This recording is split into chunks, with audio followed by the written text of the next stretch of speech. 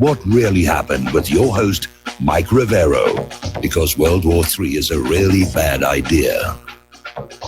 Here is your host, Michael Rivero. And aloha, America. Welcome to our show today. And it is Wednesday, September 21st. Sorry, September 12th. I misread that. I'm trying to adjust audio levels at the same time I'm doing this opening announcement. Anyway, it's Wednesday. We've got a lot of stuff to talk about today. The phone lines are open, 800-313-9443. And Mike is in our control room, twiddling the dials, keeping us out of trouble, ready to answer the phone when you call on in. So let's get the weather news out of the way, because that is really dominating the news cycle right now. Earlier today, I saw a photo from space of the Atlantic, and there are 4 major storms there. Florence, of course, is aimed right at the Carolinas and Virginia.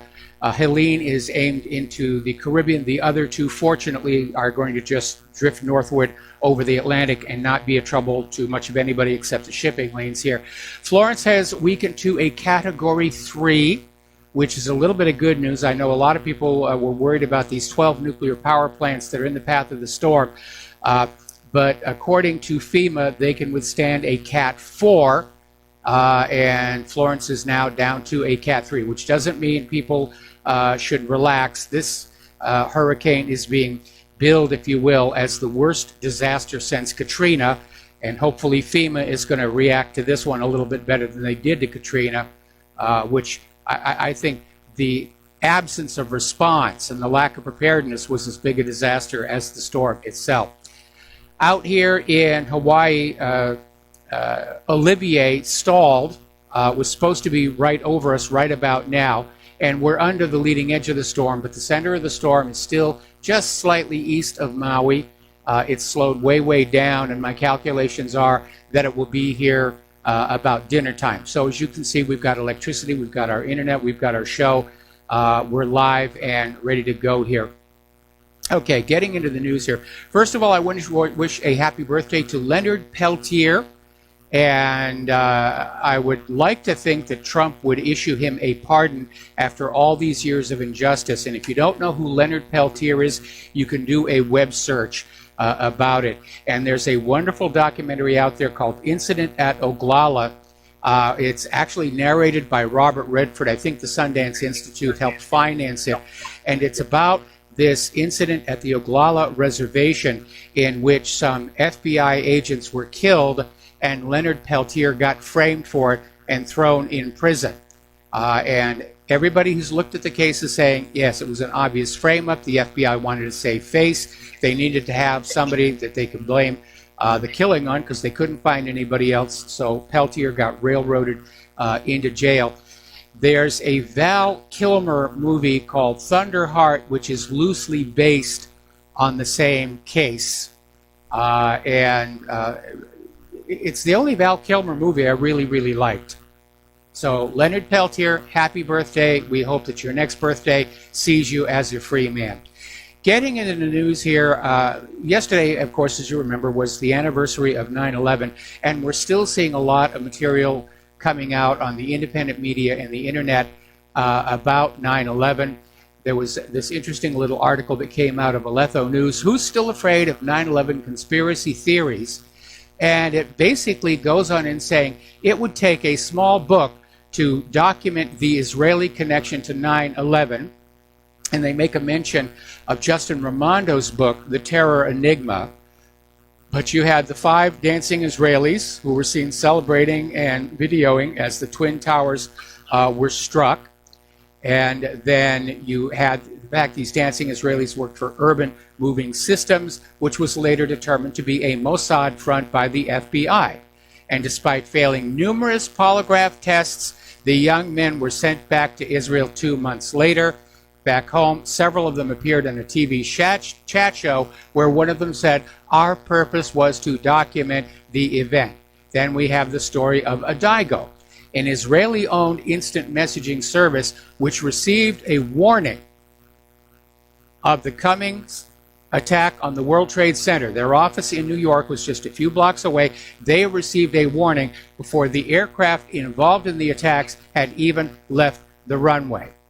And yesterday we mentioned how Zim shipping company, which is part owned by the Israeli government, broke their lease, paid a huge financial penalty to move their headquarters from the 16th floor of the World Trade Center over across to, well, this article says Norfolk, Virginia. I thought it was New Jersey. This was just 1 week before 9/11, and they paid a $50,000 fine for breaking their lease. And by the way, none of these facts are ever mentioned in the 9/11 Commission's 567-page report. So, Paul Craig Roberts is out with an article. The costs of 9/11 continue to mount, and basically starts out saying there are large numbers of experts have established conclusively the official government accounts of the event are false.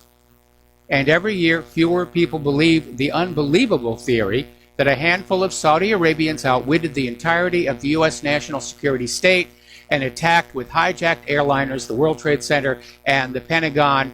Nevertheless, the official story still stands. It will always stand. Just like the official story of Kennedy's assassination still stands, even though the majority of Americans no longer believe it. Just like the official story of Saddam's nuclear weapons still stands. Just like the story of Israel's attack on the USS Liberty just being an innocent mistake still stands, despite the evidence to the contrary. The U.S. government never corrects its proven lies. It can never admit that it's lied to the American people, or the American people start looking at everything they've ever been told by the government and say, you know, I think maybe that's not true. Like torpedoes in the Gulf of Tonkin, Spanish mine in Havana Harbor, Pearl Harbor being a surprise, the Lusitania not smuggling weapons to Great Britain, so forth and so on. But Paul Craig Roberts are saying people all over the world are amazed that Americans could witness the videos of these buildings coming down into their own footprint and still believe the official government lies, although only a minority of Americans still do. We're going to do a shout out now to our on-air affiliates who are just now rejoining our network. Now, James Fetzer was out there saying that basically 9/11 was intended to be the new Pearl Harbor to instill fear into the American people in order to get them to go along with the war agenda crafted by the Project for the New American Century. And for a short time it worked. When the U.S. went into Afghanistan, the American people were out there saying, oh yeah, we got to do that. They did 9/11. But as more and more wars have been started, and as the U.S. government keeps changing, who was responsible for 9/11? The American people have caught on to this.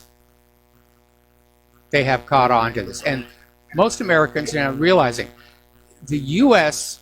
started out blaming Al-Qaeda for 9/11, and here we are 17 years later, and the U.S. is working with and protecting Al-Qaeda. There's a head-scratcher. Now, the first war that was started after 9/11 was Afghanistan. We're still stuck in there. American troops are still fighting and dying. Civilian casualties are at record high, and the Taliban now controls more territory than they have since 2001.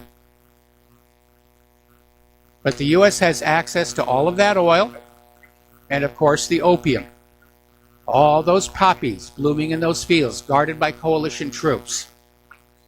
That's what Afghanistan was really all about. 500,000 people slaughtered, $4 trillion wasted since 9/11, and Al-Qaeda seems to be stronger than it ever was.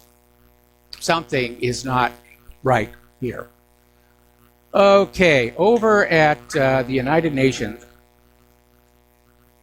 Miss Nikki, and I'm going to call her Miss Nikki from now on in the spirit of Miss Cleo. Remember Miss Cleo?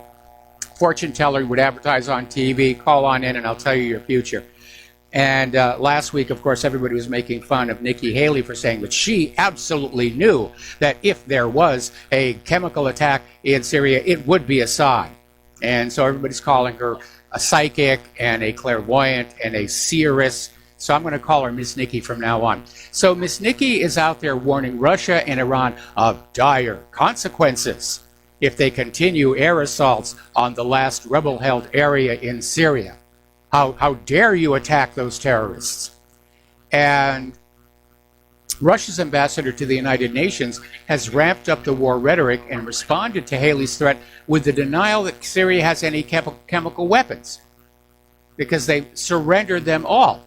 Now, Russia has asked the United States, okay, show us where Syria's chemical weapons are located.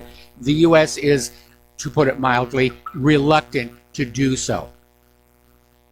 Now, remember, in between these intermittent claims that Assad is gassing his own people, the U.S. claimed to be in Syria to get rid of ISIS and al-Qaeda.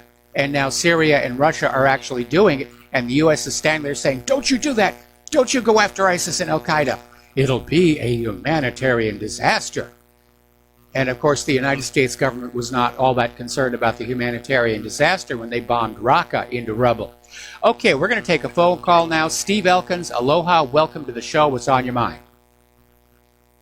Mike, I don't know if there's any researchers listening to your show today, but I'd like to know if we could find out who the agents were and all the people that signed off on releasing the dancing Israelis.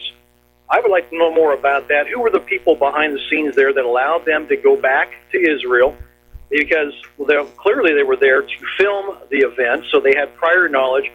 And again, once again, the classifying of that video footage for what reasons? If it says exactly what they say happened, then there's nothing wrong with showing the video, and classifying it tells me that there's a cover-up here. But I would like to know the individuals that were behind the sign-off to say, let him go. There's got to be a trail there somewhere. Hopefully somebody can have, maybe Fetzer's listening to the program right now, somebody should be able to locate who signed off on allowing these people to escape, go back to Israel. I would be very surprised if there's a paper trail on there, but I suspect the only reason to classify that video shot by the dancing Israelis is that it records the first impact of the plane into the World Trade Towers, which would make it very obvious they knew in advance it was going to happen.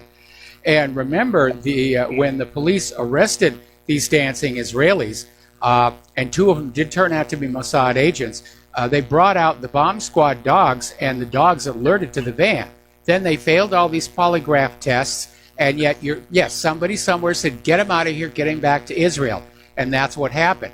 And I would imagine that order came from very, very high up. Remember that Carl Cameron 4-part story on the Israeli spy ring included a U.S. government official admitting there were links between those arrested Israelis and 9/11, but those links were classified by the U.S. government. So it was all a big hush-up. It's all a big cover-up. Yeah, that bothers me. I started thinking about that. Went back and listened to your show again last night, and I started thinking, who signed off on that? You're probably right. They probably erased the trail, but I would like, if it still exists, I would like to know who they are. Really would. I would too. It's one of the many minor details. Got it. Thank you. All right, thanks an awful lot. We're going to let you go. The phone lines are now open here. Okay, the United States is setting up more military bases in Hasaka in northeastern Syria. This is coming out of the Arabic language Al-Manar news website, saying the U.S.-led coalition has resumed building 2 more military bases in the village of Jamaya, east of the town of Kamishla, as well as areas west of the town. And again, the United States does not have the permission of Syria to be doing this. Syria has not given them permission to be there. The Syrian government has not invited them to be inside Syria. There is no UN Security Council resolution authorizing the United States to be in Syria. Congress has not issued a declaration of war against Syria. This is illegal from beginning to end. And if they're setting up more of these bases, it's sending the signal that it doesn't matter what happens. The U.S. refuses to give up. They still want to take over Syria. They want to kick out Russia and Iran. They want to kick out Assad and create yet another puppet state for the U.S. empire. No matter how much of other people's money and other people's lives it's going to take. So, tensions are rising in the area, though, over a potential conflict directly between U.S. and Russian forces. And over at Fort Russ, they're reporting that Trump is considering the possibility of attacking positions of Russian and Iranian forces in the event of an attack by the Syrian army against the terrorists in Idlib. And the Russian Air Force says they will support the Syrian troops. If the Western coalition attacks the Syrian troops in Idlib, the Russian Air Force will protect them. So this is getting very, very real. And of course, Russia is still insisting that the U.S. is preparing for a false flag chemical attack that will then justify a renewed escalation of the Syrian war. My guess is probably the U.S. is going to wait until Hurricane Florence is out of the news cycle, because obviously everybody's paying attention to that. And the U.S. wants a clear media field, if you will, to launch this propaganda. So that may be why it hasn't happened just yet here. Story coming out of FARS News, the White Helmets organization is planning to transfer chemicals to new locations in Syria's Hama. And this is coming out of Arabic language Al Mayadeen TV, quoted a well-informed source in Jizr al-Shugur as disclosing the White Helmets are planning to transfer a large volume of poisonous materials to Kala al-Mazig and Kafr Nabuda in northern Hama as requested by their foreign backers.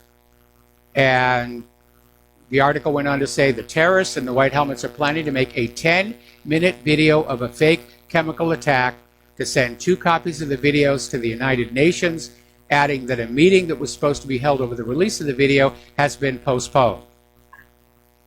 So this is going to be a big media production. It's not going to be like the last one where the White Helmets just grabbed a bunch of kids who had dust in their eyes from an explosion, took them to the hospital and improvised. This is a big, big production. There's going to be real dead bodies. There have been reports the White Helmets have been kidnapping the families of jihadis who have accepted Assad's amnesty, and they've gone over to the other side. And for some reason, their families got left behind. They have now been taken captive, and it is expected they will be used to provide ample dead bodies for this next big production. They're going to make this one so horrible and horrific, they're going to rely on the emotionality of the video to overrule any skepticism. So just be ready for that. Now, remember a while back, there was this story that our diplomats in Cuba were being attacked with a mysterious sonic weapon that left some of our diplomats with permanent brain damage and hearing loss. And the State Department is inching closer to a conclusion as to who was to blame. And it's Putin. That's it. They're going to blame Putin. This is Putin again. He wasn't satisfied with the Skripals. Now he's going after our diplomats. And don't forget, supposedly this happened out in China as well. So the State Department believes Russia is the prime suspect in a series of these mysterious attacks using concentrated sound waves or microwaves. The U.S. still isn't certain of the exact nature of the attacks, but by golly, they know who did it. If at first you don't succeed, lie, lie again. Meanwhile, battleforworld.com has an interesting article quoting a Russian diplomat, their representative to the UN, Vasily Nebenzia, is saying that the West is seeking to topple Russia's government using the Sergei Skripal show. Well, they're certainly pounding on that case as hard as they can, but I don't think they're getting the traction with it. And it really comes down to a simple fact. The people of the United States and the people of Great Britain and the people of the world know they have been lied to time after time after time after time. They're skeptical. They're not trusting the government or the corporate media, and that's why the propaganda isn't working. We got to take a break for commercials, and we'll be right back after these few words. And aloha America, welcome back to our show. And yes, once again, we're out here begging you for your assistance to stay on the air, to stay on the internet, to keep up the fight against the liars who are dragging this entire planet into a global war. And if we're forced to shut down, if our equipment breaks down and we can't replace it, the bad guys win. And so ultimately, it is really up to you. Republic Broadcasting needs your help. WhatReallyHappened.com really needs your help, especially this month. So to help Republic Broadcasting, the postal address to send a check, money order, or if you prefer anonymity cash, is Republic Broadcasting Network, 2251 Double Creek Drive, number 302, Round Rock, Texas, 78664. The phone number where you can make a debit or credit card donation or pledge to be a recurring subscriber is 800-724-2719, extension 1 during business hours, extension 3 at all other times. And of course, donations to whatreallyhappened.com can be made at the webpage. And this month is really, really tight. So we do need your help. We absolutely do need your help. And it is appreciated. It is great. Every little tiny bit is greatly appreciated. Okay, getting on back to the news. The United States is now threatening Iran over the attack on the U.S. consulate in Basra, Iraq. That is how absurd the anti-Iran propaganda is getting. There are riots in Basra over a lack of basic living necessities, clean drinking water, electricity, and so forth. But that's in Iraq. And the U.S. consulate there came under attack, actually also up in Baghdad in the Green Zone. And the U.S. turns around and says, well, Iran is responsible.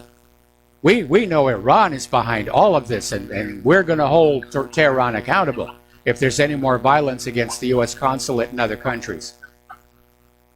Which is a little ridiculous, I think. Story coming out of the Daily Mail in Great Britain, and I think this comes under the category of whom the gods would destroy, they first make mad. Apparently, Secretary of State Mike Pompeo has, at least tongue-in-cheek, rebranded his agency the Department of Swagger on Instagram, and he put his own picture into a mock-up department seal. And it's basically an ego run wild. So Pompeo is getting ready to use Instagram to post images of his globetrotting and shuttle diplomacy. He's acting like he's on vacation as he goes around to these other countries and threatens them with war. All right. Story coming out of the Gray Zone Project. This is by Max Blumenthal. Apparently, the U.S. government is now meddling down in Nicaragua. And they're actually out there boasting that they're laying the groundwork for insurrection. It's like the United States can't seem to keep its hands off of Nicaragua. They've been messing around in there, going all the way back to the 1980s between the Contras and the Sandinistas. And while the media is portraying the current violent protest movement as a progressive grassroots upswell, this country's own student leaders are saying, no, this is something else. They were taken to Washington, D.C. on the dime of the U.S. government-funded right-wing advocacy group Freedom House, and they were basically taught how to agitate to bring down the government. And Freedom House has been caught up in a lot of these other covert overthrows of other countries.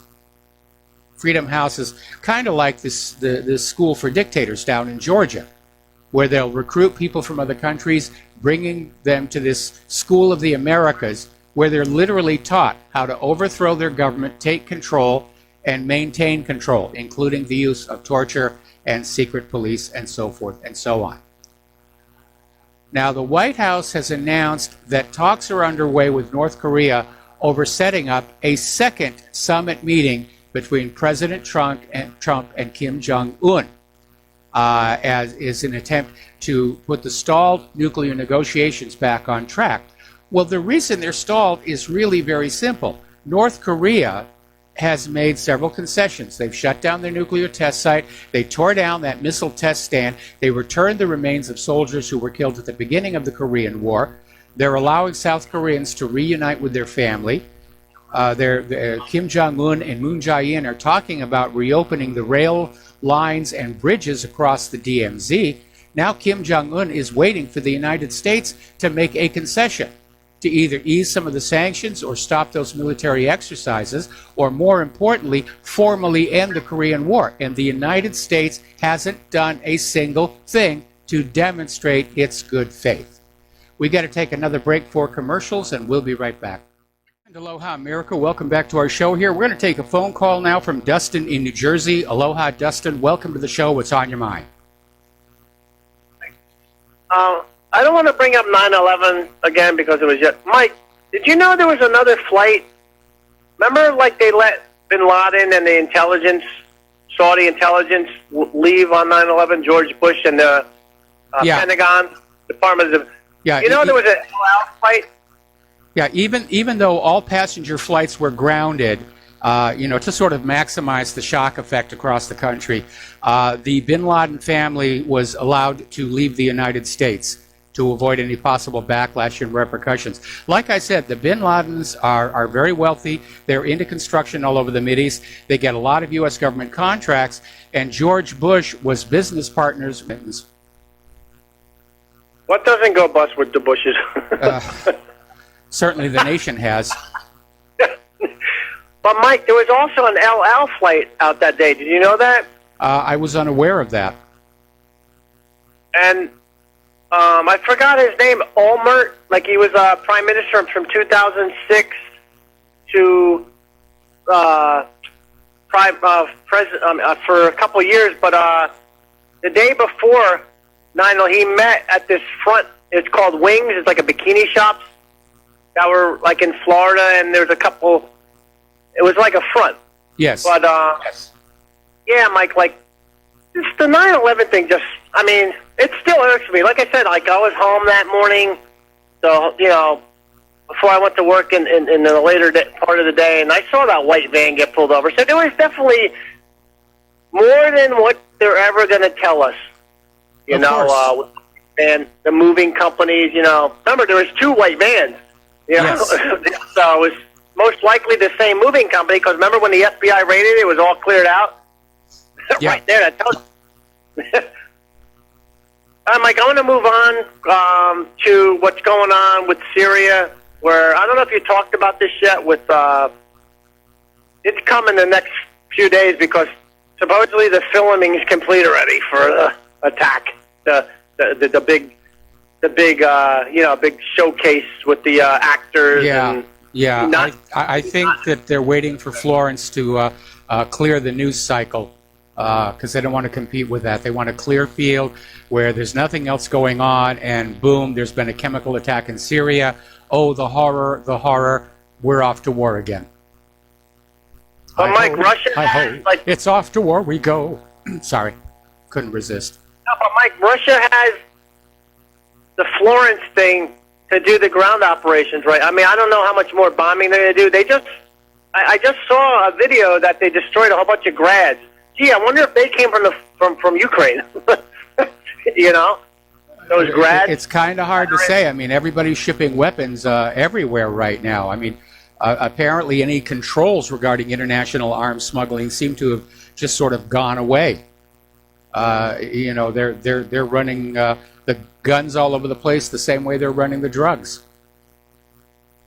But I think, like, if they're going to do like a ground operation, it should be during Florence, because that will kind of be hard for the United States media and government while you have a major storm. It's going to knock the power out for that part of the East Coast for a while. Hopefully it won't come to New Jersey, but but this is the time to really do an operation of clearing out these terrorists. And Mike, they say in 10,000. I think more than 10,000. I think there's like 50,000 there. I mean, they're just counting a certain group. There's more than one group there. It's a lot of terrorists in one area. And they got booby traps and all this other, it's going to be a nightmare. I can imagine that probably a lot of those terrorists that are now stuck in Idlib are finding their enthusiasm for the fight is declining rapidly, because they have to realize they're in a situation they can't win. They're basically trapped. They're up against, major, artillery, aviation assets, and I'm sure probably a lot of them are thinking very strongly about Assad's amnesty offer right about now. They should, and they should this. I mean, Erdogan. I know some people think like Erdogan and Rouhani and Putin was at the Astana, right? I think that was called. Yes. The peace talk, but Erdogan's going to throw those group of jihadis over the cliff, because to deal with Russia is more important with the Turkish stream and this. So those guys are going to be thrown off the edge. Erdogan's not going to do anything to save them at this point, because there was these outposts Turkey had, and they're just been bypassed already, so supposedly. So I don't think Erdogan's really going to come to the aid of these people. These people are expendable. So if the U.S. and Britain and France want to do something, out there. Well, I agree with you, and I think that's the reason, we reported yesterday that a representative of the terrorists were threatening Turkey, saying that they had already dug a tunnel all the way into Hatay, and that if Erdogan sold out the terrorists in Idlib, that they would use that tunnel to carry out terrorist attacks on civilians and infrastructure inside Turkey. Personally, I think it's a bluff, and I'm pretty sure that Erdogan thinks it's a bluff. And if it's only one tunnel, if there is one tunnel, it's not going to take too long to locate it and bomb it into collapse. You know why, Mike? Because the Turkish people support Erdogan. They supported him over that element of that military, and they'll back him up. And the jihadis, they won't, Mike. And Mike, one more thing. I just want people to go look at Nikki Haley. Whenever she talks, she's full of garbage. She's a garbage person, and she's not believable, because whenever she says something, it's just unbelievable the way she talks. She's lying. It's just very obvious. Well, it's not Nikki Haley. Remember, she is just the mouthpiece for the State Department at the United Nations. Think of her as one of those little Mattel dolls with a little ring in the back, and you pull it and you let it go and the doll talks. That's what Nikki Haley's job is. And I imagine it can be very rough to have that job and be out there trying to convincingly sell something that in your soul is an absolute falsehood, but that's why she makes the big bucks. People who are convincing liars get paid very well in this country. People who are telling you the truth, such as myself or John Stadmiller, we're not getting paid, pennies. We don't even make minimum wage. Well, just like Heather Nauer, the State Department. That's why they go to Alcoholics Anonymous after they leave. Yes. They're all they're all messed up because they lie for a living, just like Rachel Maddow, Sean Hannity. They're all there for making the money. They don't care if they lie to you or not because they don't know us. All right, thanks, Mike. All right, thanks an awful lot. We're going to let you go. And I remember back when Vince Foster was murdered, the White House spokeswoman, Dee Dee Myers, after Foster's death, developed a real alcohol problem, which ended with a DUI, and which in turn ended her job at the White House. All righty. Now, Sean Hannity is out there saying that Democrats could retake the House of Representatives. And he's saying the reason is the Democrats are energized and ready to impeach Donald Trump. And Democrat leaders are hinting, yeah, that's what they want. The other thing that they want, of course, is to control those House committees that are looking into the FBI and the Department of Justice and Hillary Clinton. They want to shut those investigations down. They'll steal this election if they have to. That's how scared they are. But Sean Hannity is saying raw emotion can be a powerful motivator in politics, better than economic performance. And Democrats are trying to tap into that angst, that anger. And the other advantage they have is that a lot of Republicans are not sure they trust the news about the economy. Because like everything else coming out of the government, it's a fake. It's a fraud. Now, Trump may be thinking that if he can get a major war going, that will boost support for himself and by extension the Republican Party. And it wouldn't be the first time somebody started a war timed to win an election. Now, the tradition throughout U.S. history has always been the American voters are reluctant to change a president or a Congress in the middle of a war. That's how it's worked in the past. In this case, with a war-weary American people, with 17 years of war, which has not brought any benefit to the ordinary American citizen or our country, that could backfire. A new major war in Syria, especially against the Russians, could actually sink the Republicans in November. And like I said, I don't understand why the GOP-controlled Congress and Trump have not pushed through a national voter ID law. Because we know that the Democrats are bringing in the illegal immigrants and they're getting them registered to vote, even though they're not supposed to. They're relying on that. Carter Page has hit out at the corrupt FBI and Department of Justice over the newly revealed Peter Strzok and Lisa Page texts, which appear to show coordinated leaks, a targeted smear campaign. And apparently these texts are showing Strzok and Page basically congratulating each other on planting leaks in national newspapers.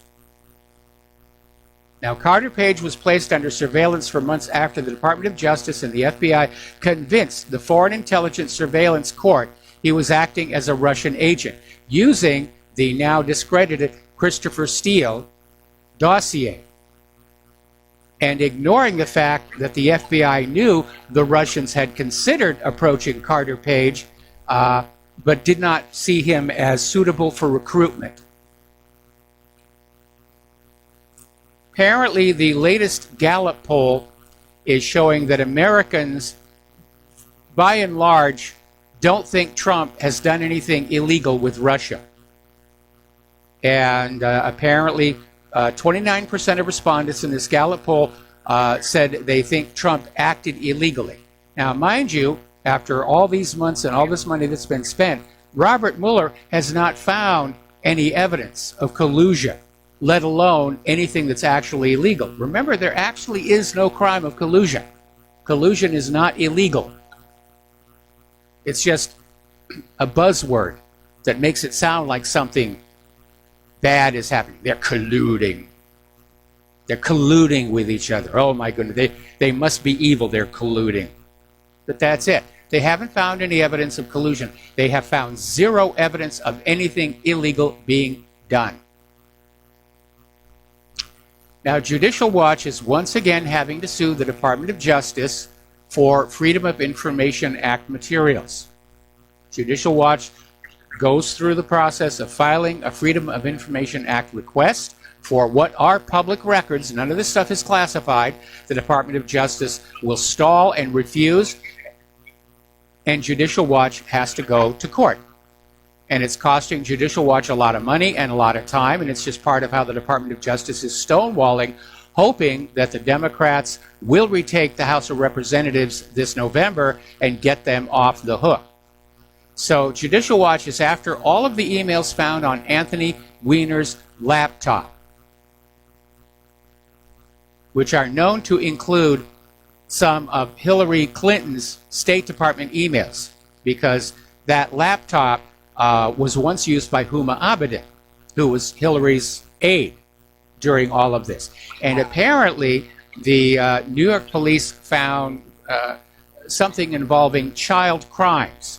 We don't know what it is, but in the Justice Department report, or the FBI report that came out of Comey's office, and it's listing these various folders found on the laptop. One of them was listed, child crimes. Now, maybe it was just Anthony Weiner's collection of sexting images, or it may be something more. But none of it is classified information. And once you start blending personal records and official government records, you get into an area of how much of that should be made visible. Because government records, that work product, belongs to we the people. And unless it is justifiably classified, it is supposed to be made available in response to a Freedom of Information Act request. Okay, so let's talk a little bit about the economic news. Apparently, half of U.S. firms in China are predicting acute pain as Donald Trump's trade war with China escalates. And the American Chambers of Commerce in Beijing and Shanghai found U.S. companies there expect to lose profits as high production costs and lower demand for products kick in. Apparently, 3/4 of the companies operating over there are expecting to be harmed, half of them significantly, by these new tariffs. So, let's see what's going to happen on that. Russia, Turkey, and Iran are speeding up their efforts to drop the U.S. dollar from trade. And this is, of course, in response to the U.S. sanctions. Remember, the sanctions can only be enforced if you're going through the U.S. dollar and U.S.-controlled financial transaction systems like SWIFT. If you're not using the dollar and you're going another route, the sanctions can't be enforced. So Russia, Turkey, and Iran are basically, they've been talking about eliminating the greenback, and now they're moving forward on that plan. Over in Russia, they have this investment fund, the Russian Direct Investment Fund, and the boss of it, Kirill Dmitriev, said Wednesday the fund is intending to start using national currencies in all transactions with China. The dollar will not be involved starting in 2019. And they're going to start setting up deals conducted solely in their national currencies, which really, if you think about it, makes perfect sense. Now, back in the days of Bretton Woods, back at the end of World War II, when accounts were still being settled with either boxes of banknotes, if not actual silver and gold bullion, it made sense to have a single global acknowledged reserve currency, and that was the US dollar. It had been the British pound prior to World War II. Roosevelt's price to Winston Churchill to bring the US into the war against Germany was that Britain would give up that position in finance and allow the US dollar to take over. But in today's world of instantaneous financial transaction and confirmation, a single global currency is an obsolete idea. And yet the entire U.S. economy is now dependent on restoring that. We got to take a break for commercials, and we'll be right back. And aloha, America. We're welcome back to the show. We're talking about the economy. Iraq is now officially removing the U.S. dollar from their trade with Iran. And that may be at the heart of this effort by the United States to try and drive a wedge between Iraq and Iran, such as blaming Iran for the damage to the U.S. consulate in Iraq. But Iraq is saying they're officially removing the U.S. dollar in trade with Iran, and they have established a legal limit for passengers to carry along euros into the Islamic Republic. So what is the U.S. going to do? Invade Iraq yet again? Say, you will use the dollar. Jim Rogers, in an interview in Russia Today, is saying the U.S. dollar is just a few years away from losing its global dominance. And if it hasn't all fallen apart before then, that's when it's really going to fall apart. Because it is forcing other countries to use our U.S. dollar and charging them interest on it. That is really propping up our economic system. Okay, we're going to take a phone call from Milton in Pennsylvania. Aloha, welcome to the show. What's on your mind? Hello, Michael. I had a question. I don't know if it's possible, but you know, you're a scientist there. With the bunker busters that they use in law, when a hurricane starts developing, would there be any way to avoid that by bombing it or something? No, you're talking about a huge system that can be like 100 miles across. There have been talks about trying to use cloud seeding or other things to disrupt that flow. but it is really a reminder that the forces of nature still greatly outweigh those of humankind. Now, here in Hawaii, we've noticed that when these storms go across the southern part of the Big Island and all that heat coming up from the volcano, that you'll see some disruption in the cloud system. In fact, we even saw that with Olivia looking at the satellite images. But as far as a single bomb, unless you're willing to use a nuclear weapon, and you're still going to have, even if you disrupt the cyclonic flow, you're still going to have the rain and the wind. And I don't think it's within the technological capabilities of humankind to control these storms yet. Okay. And then another weather-related question of lesser importance, but I always wondered in life, if a window is closed, the glass is closed, Yeah. and lightning, can lightning come through and strike somebody? It might not come through the glass. Basically, it's going to look for any kind of an ion channel. In fact, when I was a kid living in New Hampshire, this was in the day when telephone lines and power lines were still up on wooden poles. And I remember during one thunderstorm, my mother was on the phone, and I was seated next to her, and lightning hit the pole.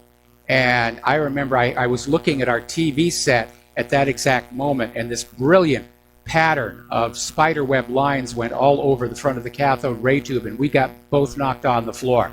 So, yeah, unless you've got lightning rods, which, by the way, we got the very next day, yeah, lightning could come into a home unless it's properly shielded against it. If you've got aluminum siding and it's grounded, you're probably in good shape. Otherwise, lightning rods work really well. Did you know lightning rods are actually in the Bible? You know, putting spears on the top of your house to prevent lightning from hitting you? Anyway, got to let you go. Got to take a break for station identification, and we'll be right back. And aloha, America. Welcome back to our show here. We're talking about the economic news. And by the way, this is hour number 2. The phone lines are open, 800-313-9443. So we're talking about the economic news, and we're talking about how all these countries are just getting away from the U.S. dollar. And part of it, of course, is the growing global awareness that the U.S. government is using the U.S. dollar as a bludgeon to get other countries to do what the U.S. government wants. Do what we want, or we'll tariff you, we'll sanction you, we'll do this, we'll do that, we'll punish you. The other reason, though, of course, is that the dollar itself is not seen as a reliable currency any longer. And Vladimir Putin, when he was speaking at the Eastern Economic Forum in Vladivostok, said the U.S. dollar has become a risky asset, and the reason for that is America's out-of-control debt. And he's absolutely right about that. At some point, we're going to start seeing that hyperinflation as they try and inflate the debt away. And we're going to see the value of the dollar start to fall. Okay, we're going to take a phone call from Keith in Montana. Aloha, Keith. Welcome to the show. What's on your mind? Well, Mike, I was going to comment on your thesis there on Iraq. You remember Hillary Clinton in her email, well, in her video, she said that she gets a email from the CFR that basically tells her what and what not to do.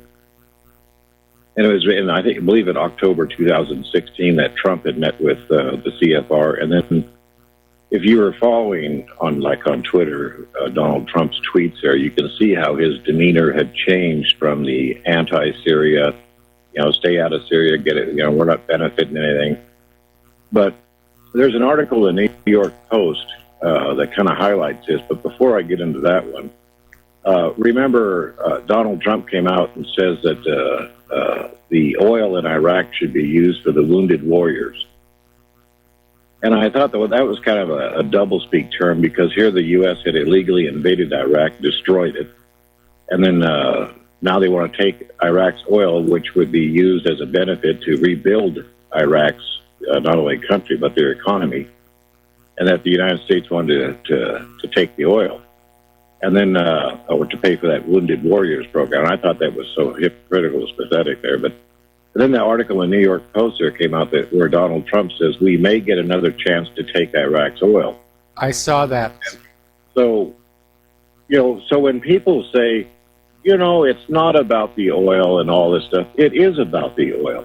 It's a transfer of that commonwealth of petrodollars to keep this currency going. And, as an American, I look at the fact that, they could turn those entire countries to glass, but they could still mine the oil from underneath it. That's all they care about. Yep. And a friend of mine on Twitter here just posted here something, it was in relative of 9/11. And I put, in translation, I always do that to kind of wake people up, but in translation, what Mr. Bell here was saying was that on 9/11, not only was the U.S. government willing to kill thousands of Americans and also millions of others, whether they be Arab or like that, but this is to push their political agenda. And you have to look at it that way. When you see the FBI behind all domestic terrorism, every single thing that you mentioned earlier, there's a tie between the FBI and these terrorist activities, whether they're 9/11 or these shootings over in Dakota or all this stuff. We have a cabal that's running this entire country here, and Americans still blind faithfully with this blind patriotic thing think that they're going to change anything by going down and voting like that. The country has been taken over. Yes. I agree. And that John Brennan article on Zero Hedge, which talks about John Brennan's links to communism and all that. I mean, if people can't see anything clearly, they may need to go see an optometrist because we've lost the country. And the only way to do that is to peacefully get out there and either get on the streets or just boycott these big corporations, because that's the only way to shut it down is boycott these big corporations, because they're the ones that are succeeding. And if you don't believe that, just look at the stats of the numbers of the Americans that are homeless, starving, the veterans that are dying. And that brings up the other issue. If the IG report said 307,000 veterans had died, well, then Bill O'Reilly's support our troops or shut up didn't mean anything. All it meant was support our policy. The veterans who were lied to in all these countless wars have died, not at the hands of an enemy, but of their own government. Yes. They really have. And I remember back during the Second Iraq War where Donald Rumsfeld literally came on out and said that the wounded in Iraq were costing too much, because when they had forecast the Iraq War, they figured more of them were just going to die outright. There would be fewer survivors, and they'd sort of calculated the cost of medical treatment based on that. And instead, because of advances, I guess, in the medics' technology there in the field, more of the soldiers were surviving. They had to be evacuated, taken up to Ramstein. And I remember Rumsfeld just bemoaning the fact that too many of those veterans were surviving their combat injuries because it was costing too much. And I remember just thinking, what an absolutely cold, callous thing to say. Well, yeah, it's like when they listed the so-called KIA, killed in action in Iraq, that only counted for those who were actually killed in Iraq. It didn't count for those that died in transport or in Germany in the hospitals. And then we find out, like over in Ukraine right now, the German people are paying for the health care of the neo-Nazis wounded over there in the Donbass, in the Kiev area. And this is just so hypocritical, just like when you see on Israeli news that the Israelis are arming the neo-Nazis in the Ukraine to cause anti-Semitism to get the Russian Jews to move to Israel. Yes. I mean, Israel has done that before. Israel has gone into countries and deliberately fanned up anti-Semitism to try and get the Jews living in that country to move to Israel. They went to Iran some years ago trying to get the Iranian Jews to move to Israel, and they even offered them a substantial amount of money. And the Iranian Jews said, absolutely not. We've got good lives here. We've got friends here. We've got businesses here. One of the world's oldest continuously operating synagogues is in Iran. They're not being harassed. They've got voices in the government. They're not discriminated against, and they're very comfortable where they are. And they didn't want to give that up. And it was a huge political embarrassment to the government of Israel. Yeah, and another thing gets me, though, is, if Americans would quit reading American news and just read the Israeli papers there, because they boast about the arming of the Myanmar junta over there. They boast about how they sold the arms during the Rwanda genocide, the Guatemalan genocide. This is all in their papers. They boast about it, you know. Yes. And then they're reselling the Iron Dome system that has cost hundreds of millions of dollars, which has been taken out of the mouths of Americans, to resell that Iron Dome system.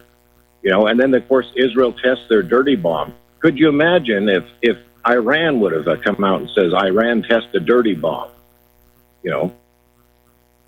Yeah. So it's a double standard. But you're right, and it's not just Iron Dome. There's been a long history of the United States developing weapons, and the American taxpayer picks up the cost of that R&D, which can be huge, as we've seen with the F-35. Then they sell or give some of these weapons to Israel. Israel reverse engineers them and starts selling the technology to other countries, including countries that don't like the United States. And they're making a huge profit off of all of that. And one of the ways that the U.S. government transfers weapons to Israel is they'll order more than the Pentagon needs of a particular weapons platform. And then they'll ship off what the Pentagon wanted. The rest will be declared surplus and sold to Israel for pennies on the dollar, even though it's brand new, just out of the factory hardware. Right. And there's another article there on Military Times. You know, Trump, with his troop surge back into Afghanistan there with 10,000 more troops, and he's calling for NATO members to increase theirs too. Then you have the article from Military Times that says $700 million worth of U.S. ammo went missing. So that means that U.S. troops thrown into Afghanistan are going to be killed by their own weapons or ammunition from their own government. Probably. So, anyway. All right, thanks, Mike. You have a good day. Best of Claire, okay? All right, thanks an awful lot, Keith. We're going to let you go. The phone lines are now open. We're going to do a shout-out to our on-air affiliates who are just now rejoining the network. Getting on back to economic news, over in Turkey, President Erdogan has appointed himself the head of Turkey's sovereign wealth fund. And apparently he's also completely changed the fund's board, naming Finance Minister Berat Albayrak as his deputy. And the revamp is the latest in a series of steps Erdogan has taken to assume new powers since he won a presidential election last June, heralding the move to an executive presidency. It's consolidating power here. Here in the United States of America, and I know there's a lot of cryptocurrency fans out there who don't want to hear it, headline from 12160.info, Bitcoin hits rock bottom. And it's not just Bitcoin, all the cryptocurrencies are in trouble. In early January of this year, there were 42 different cryptocurrencies valued at greater than $1 billion. Today, there are just 15. And they're worth considerably less. Article coming out of IntelliHub, the cryptocurrency crash is now worse than the dot-com crash. And we've been seeing the cryptocurrency spiraling downward in recent months, and it looks, it's plummeting worse than the dot-com bubble did in the year 2000. Now, I like the idea of a currency that is not issued by a private central bank at interest. But once you had a currency that was completely virtual and lived in computers, you knew there was going to be manipulation, there was going to be hacking. People were writing malware to mine Bitcoin on other people's computers, and it turned into a vast criminal enterprise that discredited the idea behind it. But I still think a decentralized currency is a good idea if you can make it work. And probably longtime listeners and readers will remember, I wrote an article a while back about an idea called the Lectro. And the idea was that we needed to go back to a commodity-based monetary system. But I didn't want to use silver or gold because they were in limited supply. And when you have a commodity base of limited supply, it's open to hoarding and manipulation. If you remember the Hunt brothers back in, I think it was 1990s, tried to corner the silver market and drive the prices up. So I postulated the idea of having a monetary unit based on a unit of electricity, because electricity is a universally recognized commodity. Everybody needs it. And I wanted to base the electro on a kilowatt hour of electricity. And the idea was that anybody could put solar panels on their roofs or windmills in their yards, and any electricity they weren't using for their own home could be converted into electros in the bank. And it would have to be tokenized so that you would have a claim check, if you will, like the original monetary system of the United States. There'd be paper notes and coins, but they wouldn't be the money, they'd be a claim check. And much to my surprise, there's a group that's actually started to try and work out the idea, and they actually made a electro coin, which I'm a little pleased with. Let's see if that's focusing for the people at YouTube. Yeah, there it is.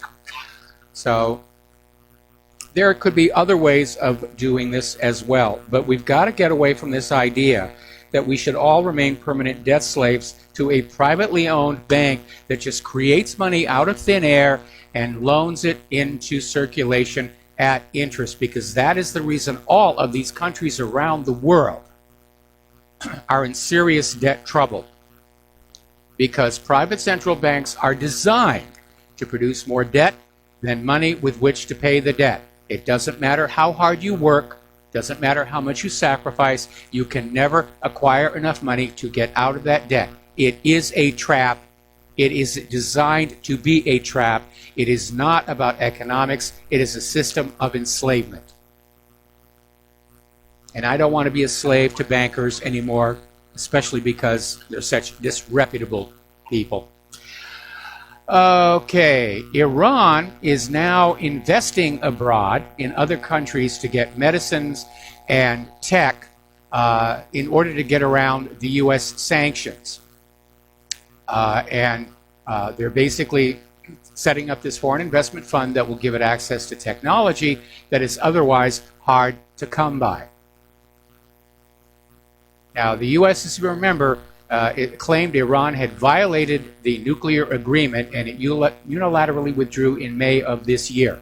Meanwhile, the IAEA is insisting Iran has and is fully in compliance with the agreement.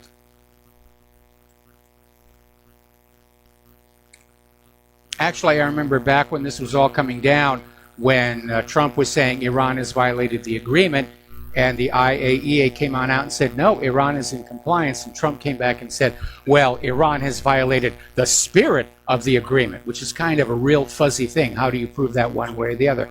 But for Trump, it was enough to pull out of the deal and start slapping sanctions on Iran, trying to cripple them, leading to an eventual war.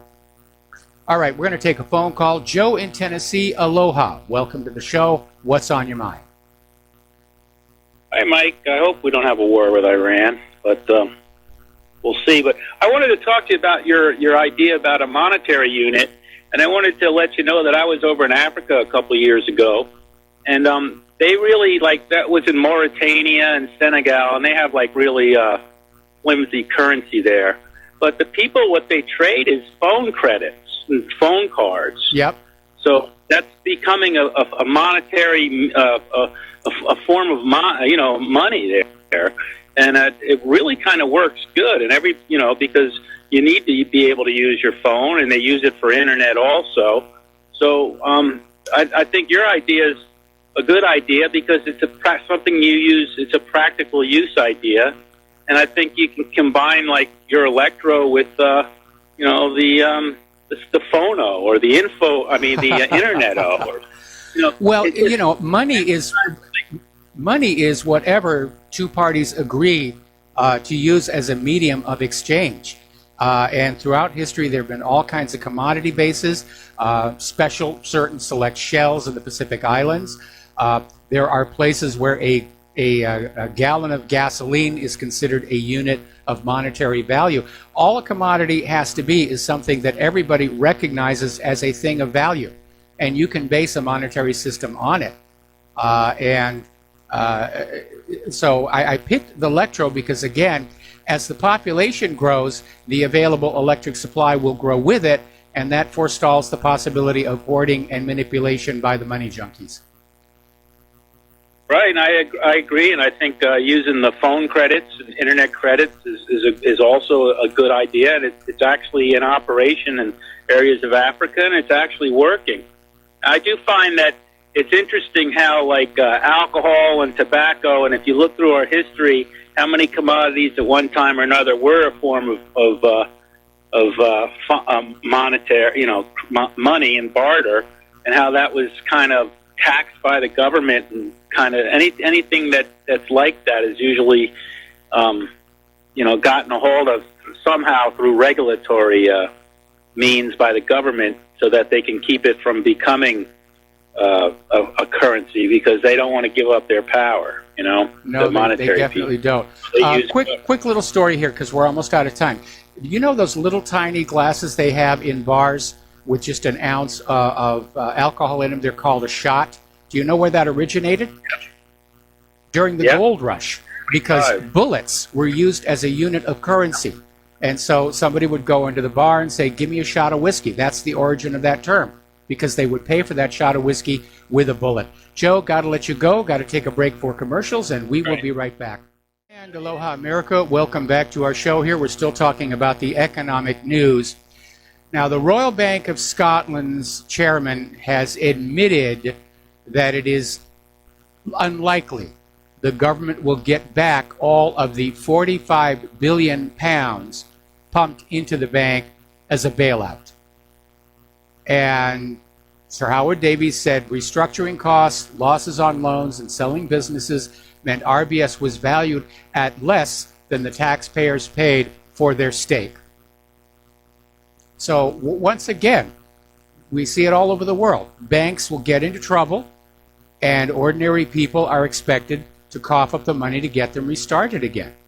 We saw it here in the United States back in 2008 with TARP and all these other things.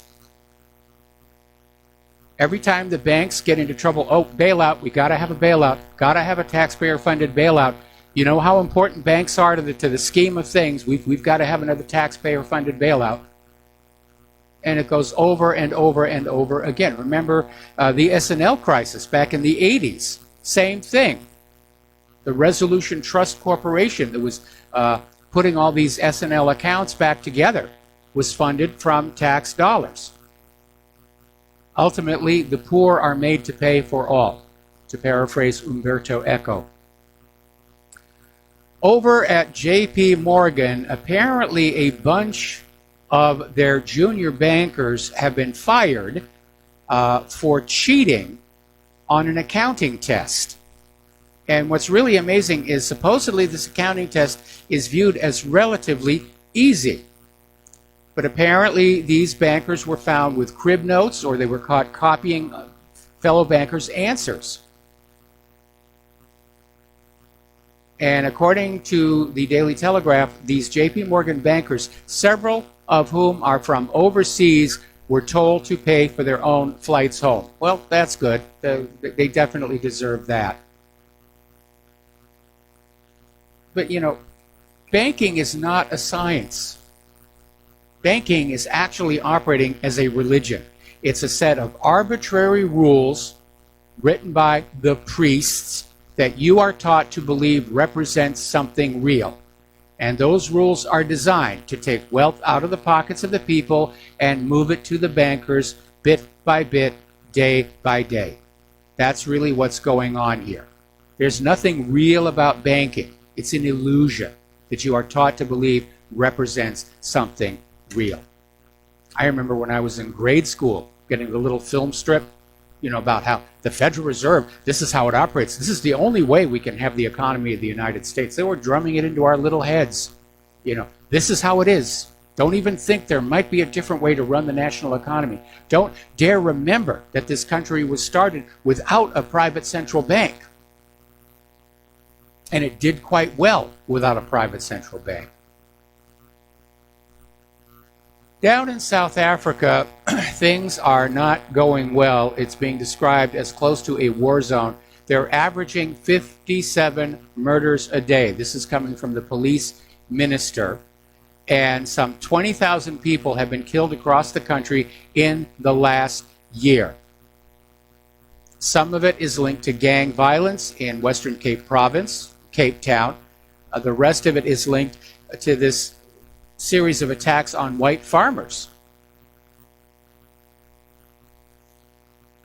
Now, Italian officials are basically pushing back against the United Nations. The UN is trying to come on down and insist that Italy go along with the open borders and the migrant agenda. And the Italian minister, Matteo Salvini, is saying we don't need lessons on immigrants from the United Nations. We can look with our own eyes and see what's going on in our country from having too many immigrants, from having unchecked immigration. And we're starting to see that pretty much all across the EU. This open borders policy in Europe and here in the United States has proved to be a disaster. I mean, here in the United States, the illegal immigration has become a threat to our political system because of the Democrats' desire to have illegal immigrants vote in our elections, even though they're not supposed to. Voting is a right of citizens. You can't just walk into another country and vote yourself free stuff. And if you look at the downfall of ancient Rome, allowing people to vote themselves free stuff is a dead-end street. And we're already getting into that bread and circuses phase. The refugees and the illegal immigrants are getting all kinds of free stuff. They're being treated by the U.S. government better than the American citizens are. And you have lots of circuses, like this whole thing about Kaepernick there on TV. All distractions. It's not going to work out in the long run. Anyway, we got to take yet another break for commercials. We'll be right back after these few words. And aloha, America. Welcome back to our show here. We're talking about immigration and open borders. Apparently, the number of Germans killed by foreigners is the highest it has been in years, and it is on the rise. And there was a total of 731 homicides recorded in Germany last year. In at least 83 of the cases where the victim was German, law enforcement identified at least one non-German suspect. And the numbers, the BKA, the Federal Criminal Police Office, refused to specify the nationality of the suspects. But it doesn't take a Sherlock Holmes to realize that having those open borders is causing problems. And I remember this ridiculous comment was here in the United States of America, where an illegal immigrant was caught for murdering somebody in this country. And people were saying, let's close the borders until we know the people we're letting in are safe. And somebody tried to defend the open borders, saying, well, white people commit murder too, so that makes it all right. No, it doesn't make it all right. It doesn't matter if you're white, brown, black, green, peach, taupe, or mauve. If you commit a murder, you've done something wrong. But why have an open border and just allow anybody to come on in, knowing you're going to get people of ill will? And I really get tired of the open borders people screaming that we're all racists. No, we're not racists. Illegal is not a race. And if you really want to get them upset, when they say we should have completely open borders, everybody should go wherever they want, and say, okay, why do you have locks on the doors of your home? That'll really get them angry at you. Apparently, a Syrian refugee living in Canada has been arrested for the 2017 killing of a Canadian teenager whose body was found in a secluded area of a park outside Vancouver. So there's your cultural enrichment for you. Over in Spain, around 1 million people took to the streets of Barcelona to demand Catalonia's independence from Spain and call for the release of jailed secessionists. And apparently there was literally a 3.5-mile stretch of the city completely filled with people, most of whom were dressed in the colors of the Catalan separatist flag known as the Estelada. And here is a good one, and again, part of your cultural enrichment. Apparently, monkeypox has been found in Great Britain for the very first time, and yes, it was brought in from outside the country. A Nigerian individual who flew into Great Britain a week ago has been diagnosed with the bug. This has a 10% lethality rate, meaning 1 out of every 10 people who gets monkeypox will die. And by the way, it scars your skin hideously. There is no vaccine. Now, like Ebola, monkeypox resides in wild animals. Well, they don't actually know that. They've never found the natural host for Ebola. But monkeypox resides in wild animals, but humans can catch it through direct contact with the animals, such as handling monkeys or eating inadequately cooked meat. Now, obviously, if you've got a human who's carrying the virus and you're in contact with them, that can be an issue. And health officials are trying to figure out where this Nigerian individual went. Who did he interact with? This could be a serious, serious problem. So there's more of your cultural enrichment at work there. Over in Boston, which is known for having some of the worst traffic in the country, the Insurance Institute for Highway Safety is trying to convince cities, not just Boston, but everywhere across the country, to lower speed limits from 30 miles per hour to 25 miles per hour. The program is called as Vision Zero, and they're insisting that they have statistics showing that cutting off that 5 mile an hour from the speed limit will improve traffic safety. And this has become a tremendous controversy because the National Motorist Association is accusing the Insurance Institute for Highway Safety of cherry-picking the data to convince Americans that lowering the speed limit 5 miles per hour would save lives. And it turned out that a study conducted in Boston found that the mean speed of drivers under 30 miles per hour was 24.8 miles per hour. They were already under 25. And after they installed the 25 mile per hour signs at huge cost to the taxpayers, the mean speeds remained exactly the same. So what's going on here? Well, because lowering the speed limit increased speeding ticket revenue by 47%. It's not about traffic safety. It's about finding another way to gouge ordinary Americans by a government that is just going broke. And this is not the first time that happened.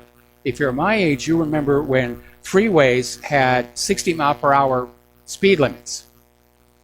And then there was this big campaign to go for the double nickel, because if we lower the speed to 55, we're going to save all kinds of gas economy, and there's going to be all kinds of safety. None of which happened.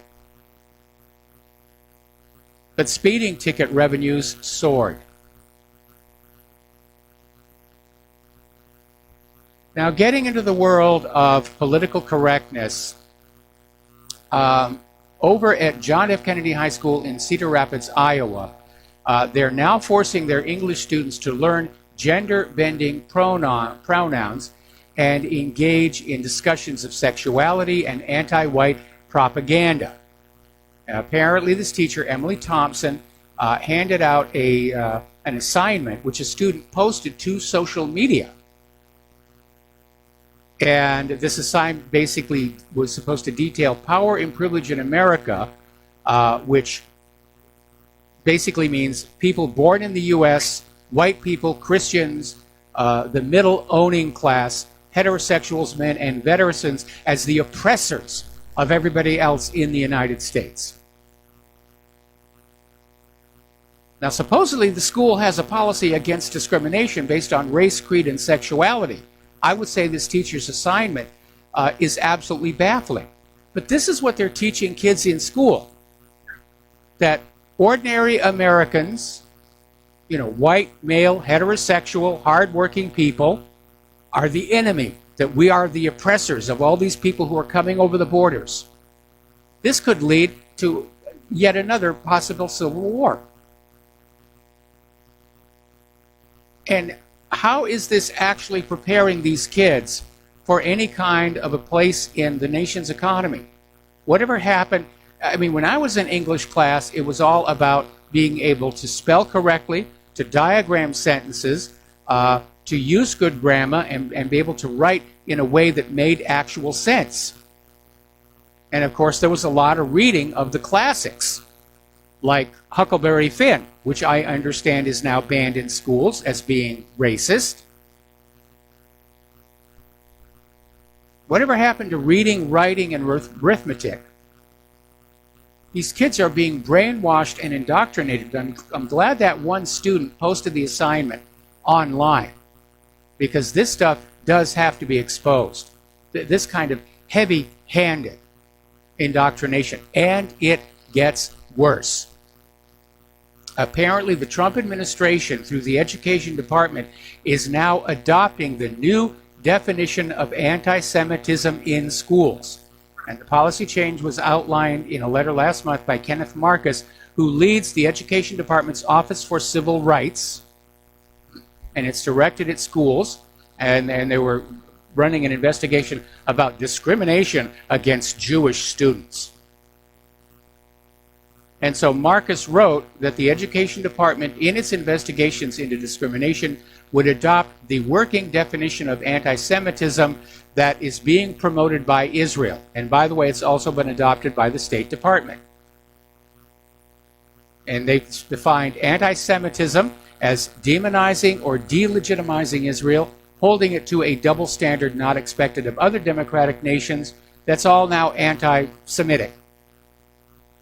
And it's basically, the Jewish activists want this to curb dissent on campuses. They want to suppress any discussion of what's going on in Palestine. And this definition is so broad, it does rope in legitimate criticism of the actions of the government of Israel as anti-Semitism, which makes no sense at all. That's like saying that the only reason people complain about Hitler and the Nazis is they hate the German people.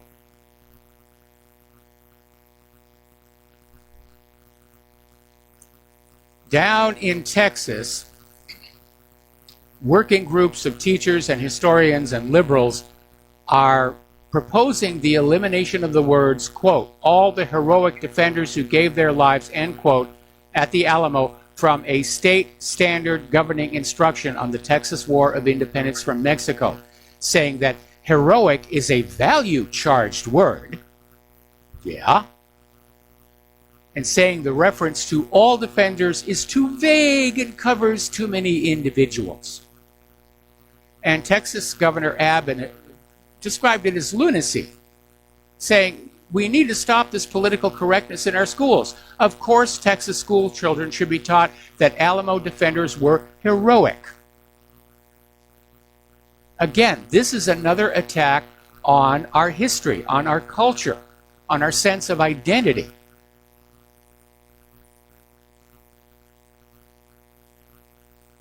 Over in Georgia, there's this retired professor of mathematics, used to teach at Georgia Tech, Theodore Hill is his name, and he claims that activists successfully pressured the New York Journal of Mathematics to delete an article he had written for the academic journal because it considered a politically incorrect subject, which is the achievement gap between men and women at very high levels of human intelligence.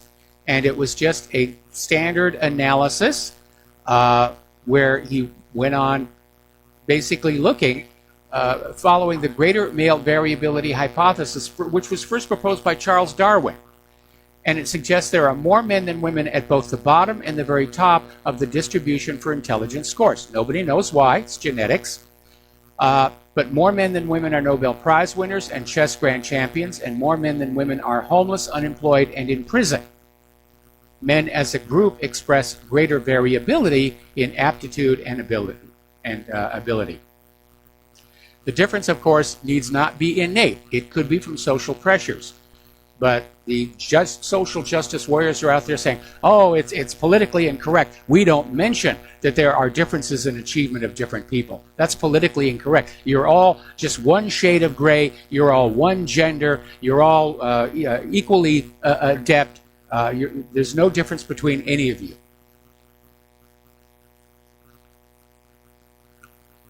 Over in France, students at a school were posing for the school photograph, and the image was obtained by an ad agency to promote diversity in the United States.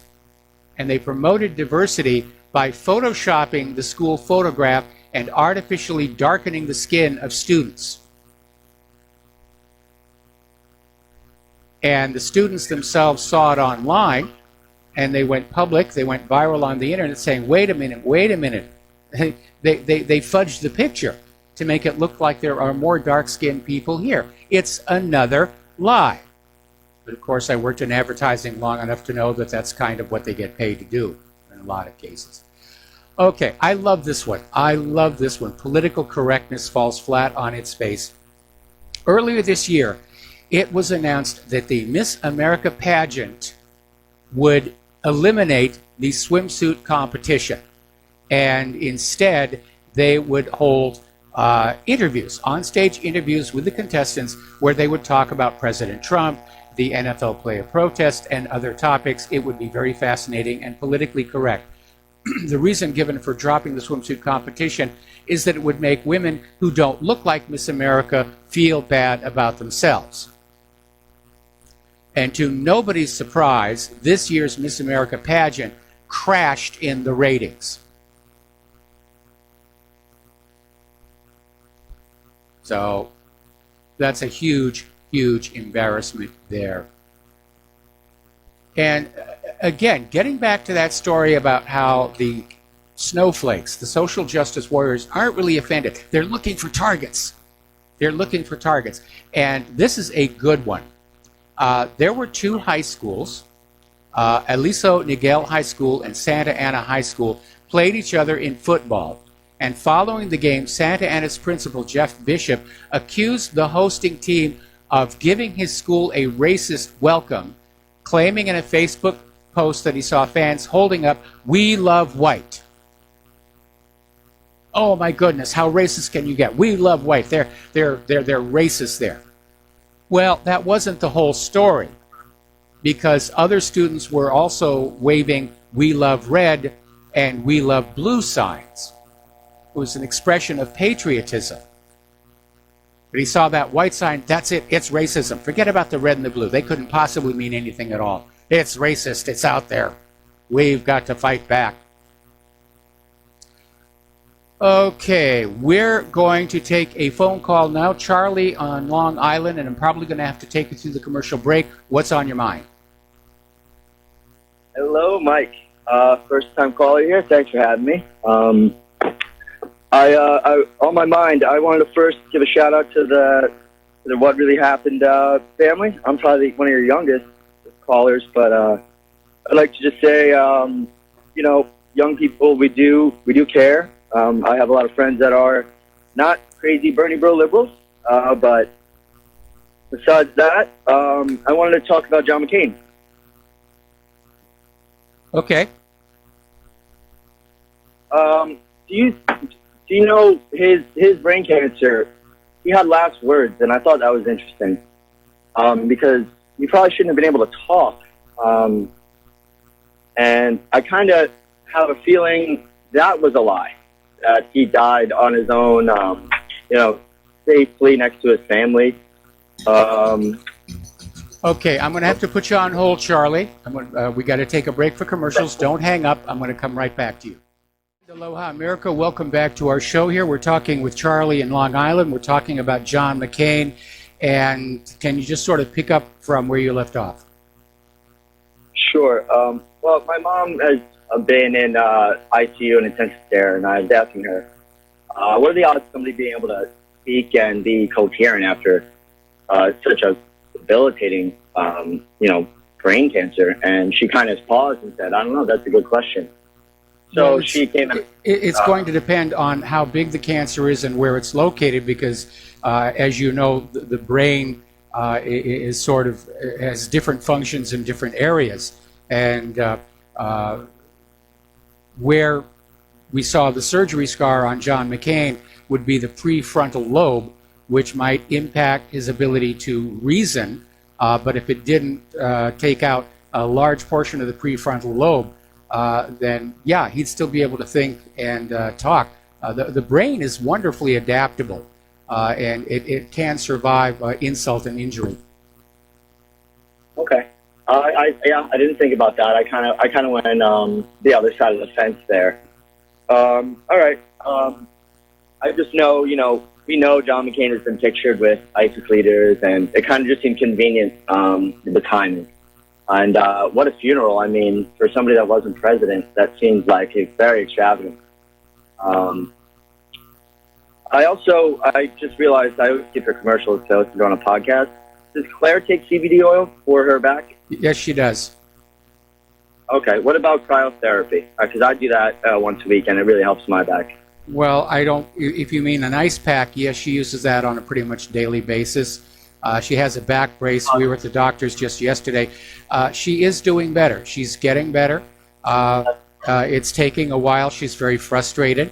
And we actually literally get into kind of this situation where I don't want her doing any of the housework. And so I'm doing all the housework right now, and she's feeling frustrated and guilty. And I keep telling her, no, that's not appropriate. You are recovering from a serious back injury. You literally broke your back, and it's going to take a while. And she's never, it's never going to be the way it was before. But she can get back to maybe 80%.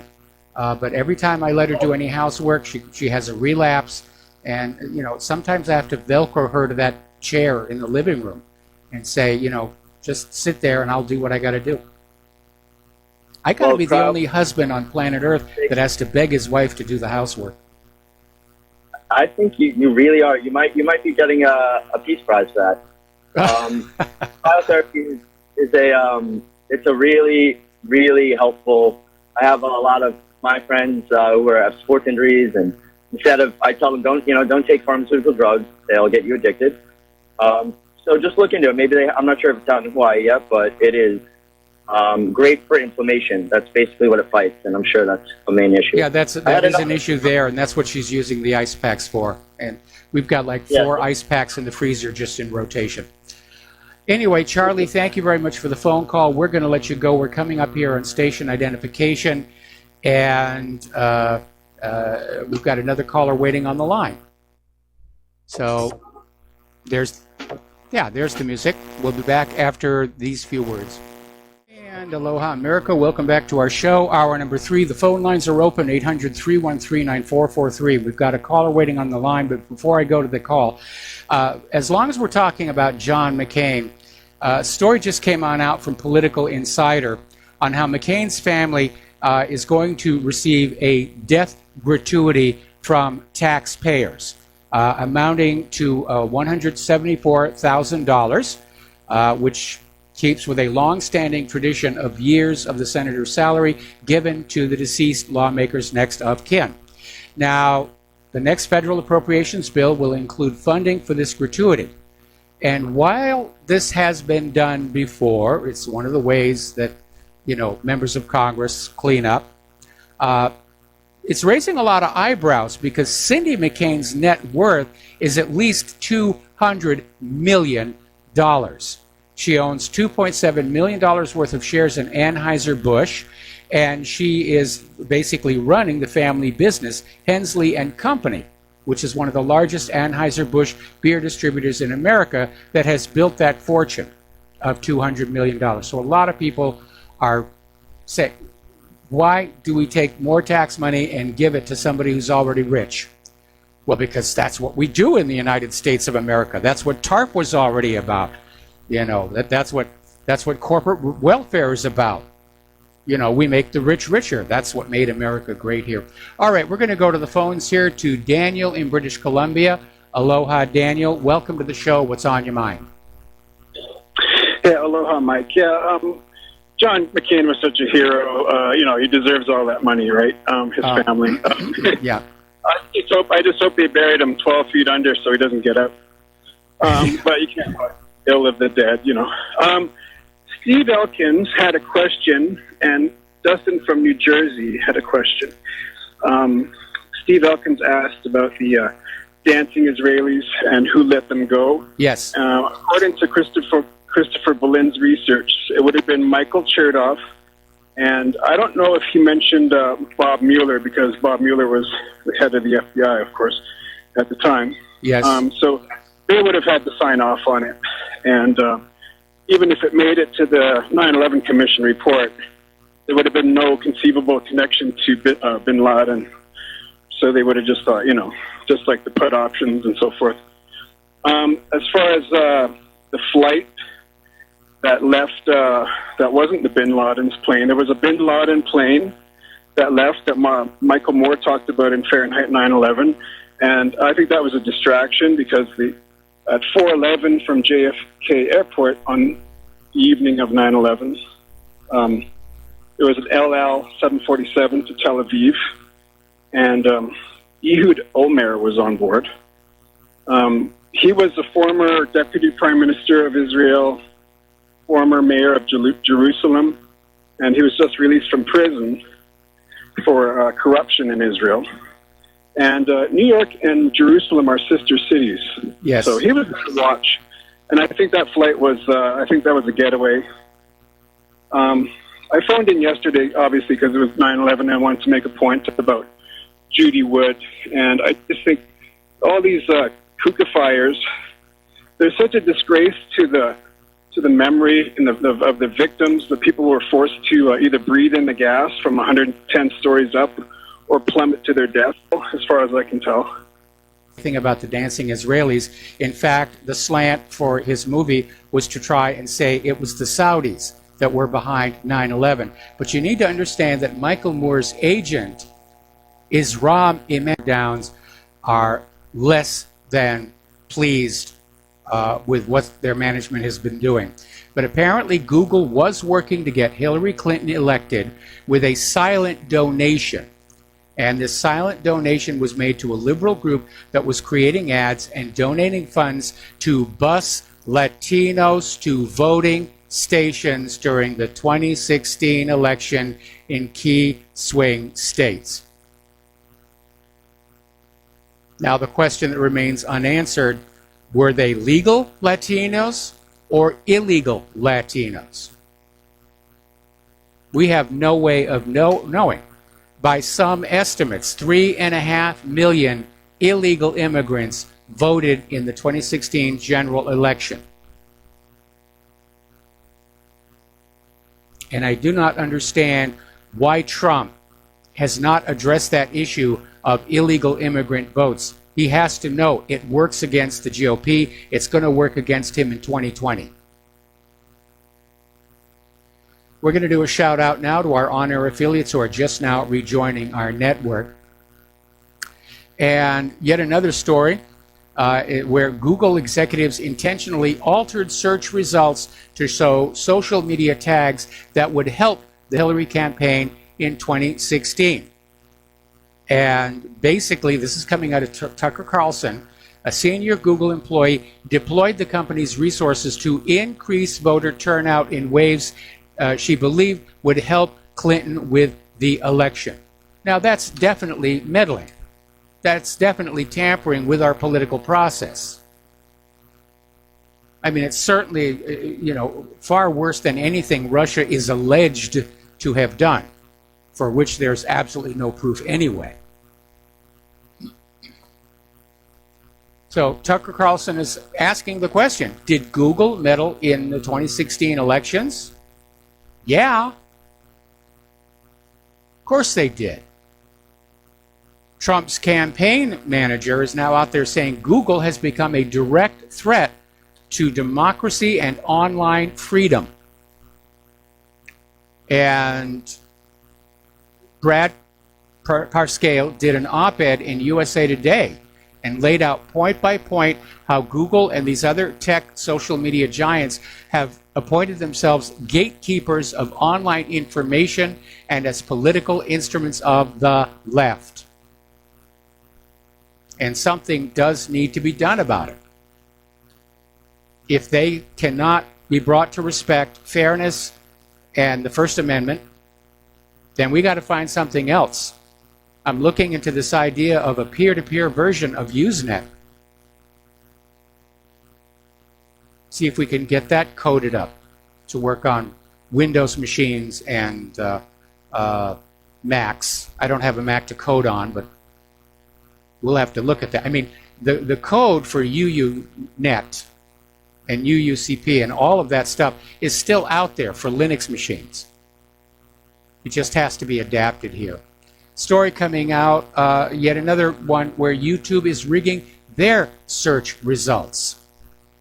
And basically it's a YouTube video. I'm sorry, it was an article about YouTube where they were searching for the exact title name of an old Stefan Molyneux video called, quote, "The Horrible Truth About Barack Obama's Presidency," end quote. Put that into search at YouTube, and it didn't show up until 54 videos down and one encyclopedia article later. So they're rigging search results. They're trying to bury things that are conservative, anything that exposes the corruption and the politics. It's censorship. It is flat out censorship. There's no other word for it.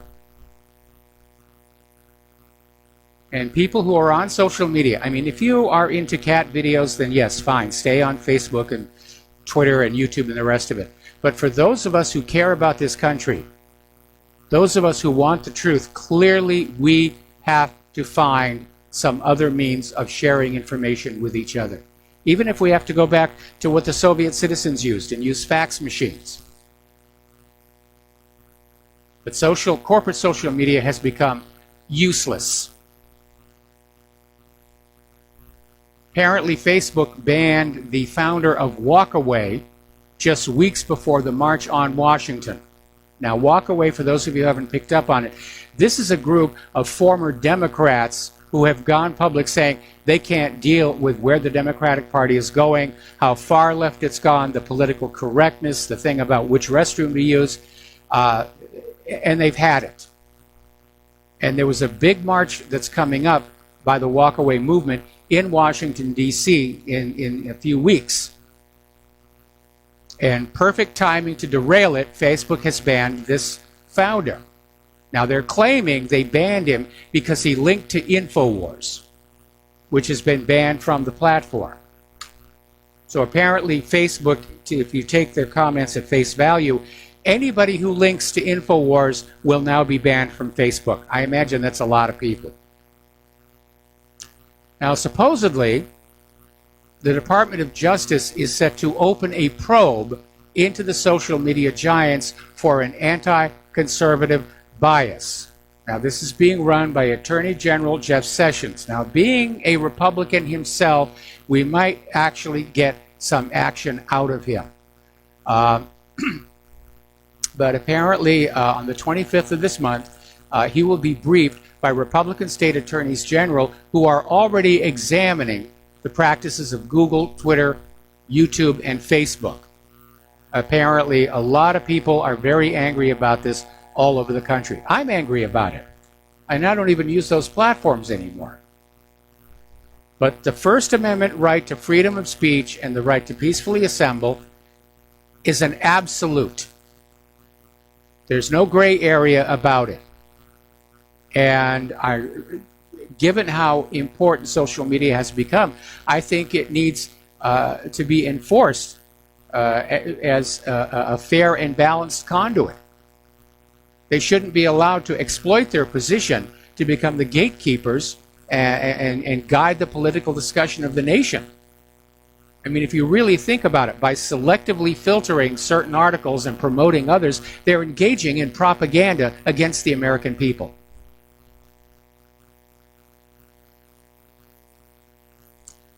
Over in Europe, the European Union has approved that controversial copyright law, which basically could kill off user-generated content.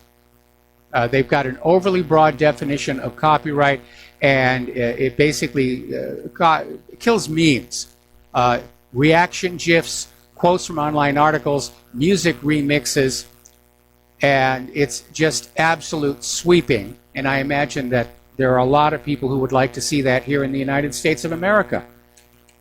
They want the user part of the internet to go away. They love the corporate part of it, the part that makes money. They love that part.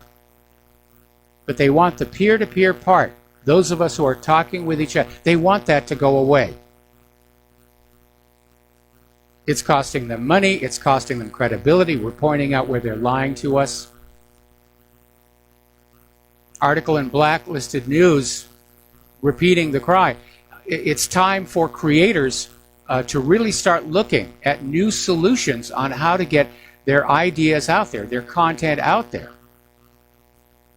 Now, one way around this copyright thing inside the EU is to create all of your own content from scratch. Instead of taking an existing photo or an existing graphic and adding to it, just create your own content from scratch. We've all got cameras on our cell phones. We can all go out and take pictures. Or you can go to websites which provide content, photos and stuff that are cleared for use, that are copyright free. But you're going to have to be careful because the EU did not pass this law for no reason. They're going to start cracking down as hard as they can. Okay, let's see. Over at Apple, which, by the way, they're having their big debut of the new line of Apple products just in time for the holiday shopping season. And apparently some of the App Store's biggest security apps have been found to be spying on the user's browsing habits. Now, Apple curates the App Store. They're supposed to be taking a good look at what these apps are doing before they're allowed to be on the App Store. But apparently they missed a few. And so they've got apps such as Dr. Unarchiver, Dr. Cleaner, Adware Medic, Adware Doctor, and App Uninstall have all been removed. And the finger of blame for some of them being pointed at security giant Trend Micro. They were some of the most popular apps in the store. But first of all, in order to work, they have to trick the user into giving them Mac OS home directory access with virus scanning and clear cache options. And once there, the apps abuse the access privileges to gather browser history data from Chrome, Firefox, and Safari, and covertly send them back to a server in China, of all places.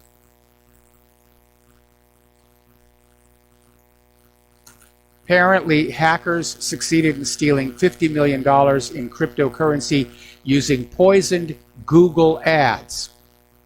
See, Google ought to stop worrying about politics and start getting on back to providing a quality and safe platform for their users.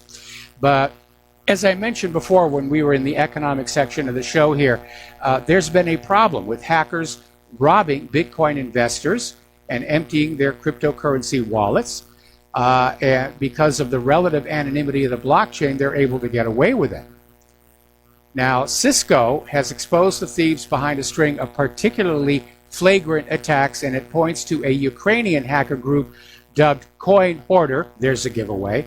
They've stolen more than $50 million in cryptocurrency from users of blockchain.info, which is one of the most popular providers of digital currency wallets. In fact, that's the one that I was using back when I was experimenting with Bitcoin, but I don't do Bitcoin anymore here. And apparently, they were buying Google ads, and they were basically using these ads, which had malvertising, to snatch the contents of crypto wallets, to get the passwords and the codes. Alrighty, we got a caller waiting on the line. Don in Iowa, aloha. Welcome to the show. What's on your mind? Hello, Mike. Yes, as far as McCain, the whole thing was ridiculous. I mean, you know, they do this every time some guy dies. Some big politician dies, whoever it is. And you got to realize pretty close to half of the people don't like that guy at all. You know, but they try to turn him into a saint. Same thing happened with, who was the last one? Every time, like, whenever some president dies or whatever. But also they used, as far as wasting the government's money on him, they flew him, gave him the use of Air Force Two to fly his corpse to Washington, where he could, I guess they buried him in some military graveyard there. But, I mean, the lady, his wife, has all kinds of private jets anyway. Yeah. Could have just used. And, but, you know, you're talking about people to interview. Have you ever heard of this guy, Bob Moriarty? He's 321 Gold is his website. Yes, I've heard of him. Energy Interest. He's on your side, Mike, on Israel. This guy was a pilot in Vietnam. He was the youngest aviator in Vietnam, and he's a real smart guy, and he's on your side on Israel. He learned about Israel as an intelligence officer. All right, well, Don, thanks an awful lot for the phone call. I'm going to have to let you go. We got to take another break for commercials, and we will be right back. And aloha, America. Welcome back to our show here. We've got another caller on the line here. Tom in Connecticut. Aloha, Tom. Welcome to the show. What's on your mind? Hi, Mike. Yesterday I made mention about the frustrations of who would bring forward information about 9/11, and it dawned on me after we hung up that the Denver PBS affiliate did air Architects for 9/11 Truth in an hour and a half, whatever thing that they had developed to put out on that. Yes. And it was not picked up by any other PBS stations, and I don't know who got fired over it, but it only aired once. So that's where that thing goes. Yeah, but you can find it out there. It's on the net. It's on great. YouTube. It's a great report. Yeah. It's a great report, but once again, seeing it on PBS was really kind of stunning, and yet it was kind of squelched with any other further airings on any other. Like, I emailed the presidents of the New York and the Philadelphia PBS stations and said, "Why aren't you picking this up? People in our area need to be aware of this." I got no response. Anyway, I ran across this thing today called reportforthepresident.org, which is a team of intelligence agents that it's quite compelling. I mean, these guys evidently were right on the case at the real time when they discovered Donald Trump was being spied on and everything else involved with that whole thing. They are supposedly, they got, once again, this website has extensive information about what they're trying to do and bringing forward the real dynamics of what was really done by the Obama administration, which they felt was inappropriate to really weaponize the intelligence agencies for political purposes. Well, yeah, we've been seeing that. It's actually a continuation of a very long trend. I mean, as soon as the intelligence agencies were there, politicians were trying to take advantage of them for political purposes. And if you look at the history of J. Edgar Hoover, he used the FBI as a political hammer. He even blackmailed John F. Kennedy with his private secret files. Well, I hope that these guys get some traction, and ultimately this will help the real story of what this whole thing was about to come forward, and perhaps undermine the Mueller investigation and everything else that's just a circus. So Take care for today. Thank you. All right, thanks an awful lot here. And let's see, getting on back to computers and stuff. As I mentioned earlier in the show, Apple earlier today had their grand unveiling at Cupertino for their new product line. And wags are already describing the new phone as the iPhone excessive. And that's playing on the the line being named the iPhone XS, Xerox Sierra, X-Ray Sierra rather. And it's supposed to be the follow-on to the iPhone 10. It allows you to have multiple phone numbers from multiple carriers on the same handset, which for people who need that sort of thing. But the promised drop in price did not happen. They do have a version called the XR, which is $800, but the other phones are $1,000 and more. And I think it's going to be another epic fail because people just can't afford to spend that kind of money on a cell phone. I certainly wouldn't. I absolutely would not do that.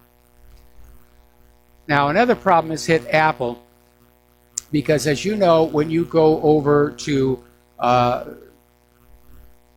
the Apple Store and you can either rent a movie or you can buy it permanently. Well, it turns out the permanent is not that permanent. And the story is coming from this biologist, Anders Concalves de Silva, who basically discovered 3 movies he had purchased through iTunes simply disappeared one day from his library. So he contacted Apple to find out what had happened, and Apple told him it no longer had the license rights for those movies, so they had simply removed them. And he responded, I didn't rent them, I actually bought them through the buy option. And at that point, Apple said, well, when you buy the movie, what you actually buy is the ability to download the movie when you want to watch it. And Apple can no longer do that. Boy, don't you miss the days of DVDs and Blu-ray discs where once you buy that movie, you own it and they can't take it away? And today this whole licensing and copyright thing is such a mishmash where, you know, how did Apple lose the license rights? Did they not negotiate a perpetual contract? Or did they simply decide they no longer wanted to pay a monthly licensing fee on these movies and just abandon their end users? But I can understand why a lot of people will go into their iTunes directories and they'll make their own local copies of things they buy because they might disappear. There's been a problem with Kindle. All of a sudden, books that you've bought that you've downloaded to Kindle, they'll disappear. Anyway, we'll be right back after these words from our sponsors. And aloha, America. Welcome back to our show here. And I just got an interesting little email talking about just how ridiculous this intellectual property stuff has become. And the email says, there will come a day when you will have to pay someone just to hum a tune, and if you have that song in your mind, you will be prosecuted. It does seem to be headed in that direction. And you need to understand the original purpose of copyright was to allow the creator of a work an interval of time where they could profit from it. And originally, I think it was like 25 years. And after that, it would become part of the public domain. So there's another way to get around the EU ban. Use really old images for your source, stuff that is in the public domain. And all of that changed with what was called the Mickey Mouse decision. Because the Disney studios, of course, made a huge amount of money off of Mickey Mouse. They guard their trademarks and copyrights jealously. And they were very concerned that despite their lawyers' best efforts, Mickey Mouse was about to become public domain. And so they lobbied intensely to get the copyright law changed to where copyrights could be made permanent. And that, of course, is theft from the rest of us, because no longer does material enter the public domain. Okay, Google is in trouble. Apparently, they're under investigation by Arizona's Attorney General after it was revealed that Google really does record your every movement, even when you tell it not to. And basically, the Arizona Attorney General is looking into whether the search firm deceived its users. And yes, it did. If Google has this switch for location history, and you turn it to off and it's still keeping your location history, that is deceptive. And Google could face huge fines up to $10,000 per violation if the claims are confirmed by a team of lawyers assembled by the state of Arizona. This could lead to unprecedented penalties in the United States, potentially prompting similar moves elsewhere in the world. I think they ought to go class action. And I think everybody who's ever used Google and had their location tracked is part of that class. Now, at $10,000 each, we wouldn't have to worry about Google being a political gatekeeper any longer. They'd be gone. They'd be driven into bankruptcy. And it's not just here in the U.S. they're in trouble. France is heading to the European Court of Justice to establish whether it can force Google to delist search results globally. This is a very touchy issue.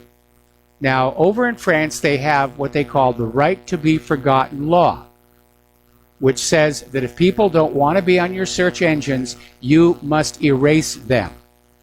And Google is saying, well, we'll erase them only here in France. And France is saying, no, that doesn't work because Google's search engine is global. People in France can still see the delisted material coming in from Google's other servers outside of France. So they're in trouble.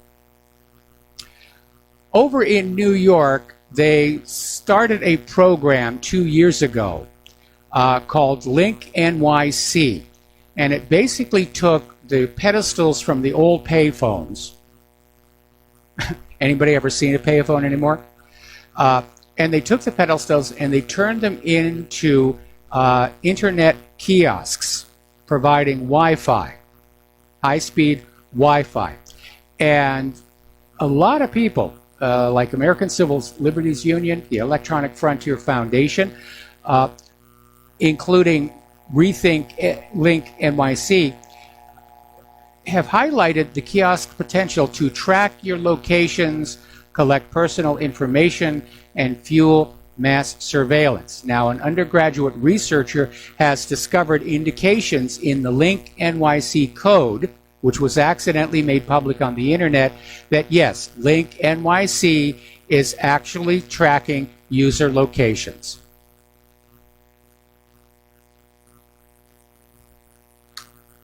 I don't know why they're bothering. I mean, your location is being tracked through the cell phone system. Maybe this is for people who have tablets and laptops but no cell phone. But it's like everybody's just gone overboard on this surveillance and tracking. Okay, there is a CIA-backed firm. It's called Geophedia. And emails obtained by Lucy Parsons Labs are showing that this company is promoting social media surveillance of students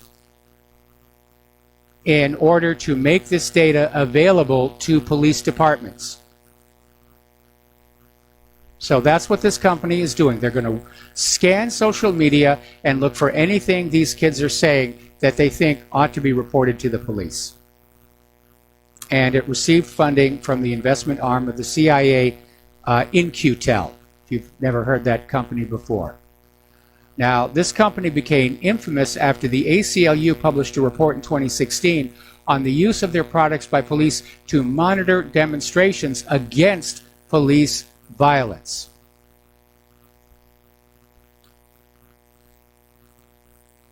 So, it's a giant vacuum cleaner for all of your data out there. And again, if you need privacy, as I pointed out before, you can in fact write your own systems of encryption that the NSA can't break. And I think people need to start doing that. And don't use them for criminal activity. Use them for everything. You know, your diary, your daily planner, your checking account, Aunt Mary's top secret chocolate chip cookie recipe. If we're all encrypting everything in unbreakable codes, then the NSA can't do anything. They're stuck.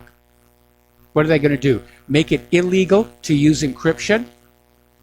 I think that would actually come under the First Amendment, right to freedom of speech, that I have a right to use encryption to protect my speech from government and corporate snoops. 1984 is here. Speaking of NSA, as you know, up in Utah, the NSA has this huge data center, which was controversial not only because of the obvious Fourth Amendment violations involved in its operation, but because it negatively impacted the available water supply in the area, which caused a little bit of a stir. But apparently it has been a financial boon to the area, to the point where another Utah county is planning to lure a major data center for a Silicon Valley company to the Eagle Mountain area. They're offering generous tax breaks. They're not saying who it is, but it does sound an awful lot like Facebook. And they want to lure them in there to build a data center, which they think will help develop high tech around that part of the state. Okay. There's been this associate of Julian Assange, this Arjun Kamfus, and apparently he disappeared a while ago. And a lot of people were very concerned. He didn't say anything. They didn't know if it was a vacation or if he was victim of an assassination. Police even said maybe he just went hiking and didn't tell anybody. But police did detect a signal from the phone near Stavanger, and more recently a Norwegian fisherman who was fishing near Bodo found the belongings of this gentleman. Now, the police are not describing the exact items that were found, but apparently where the items were found and where they got the signal from the phone are some 620 miles apart. So it's looking more and more like something bad.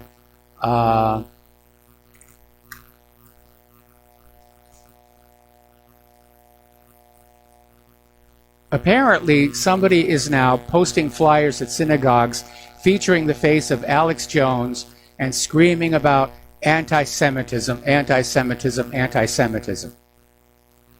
And there's a certain ingratitude there. Because if you've gone to YouTube and you look at Alex Jones early on, there's a video of him pledging his undying support to Israel. And he has, over the years, been very supportive of Israel. It's a subject he won't touch in a negative way, although that has changed recently.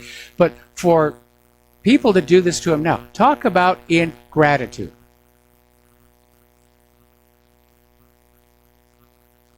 It's just more propaganda here.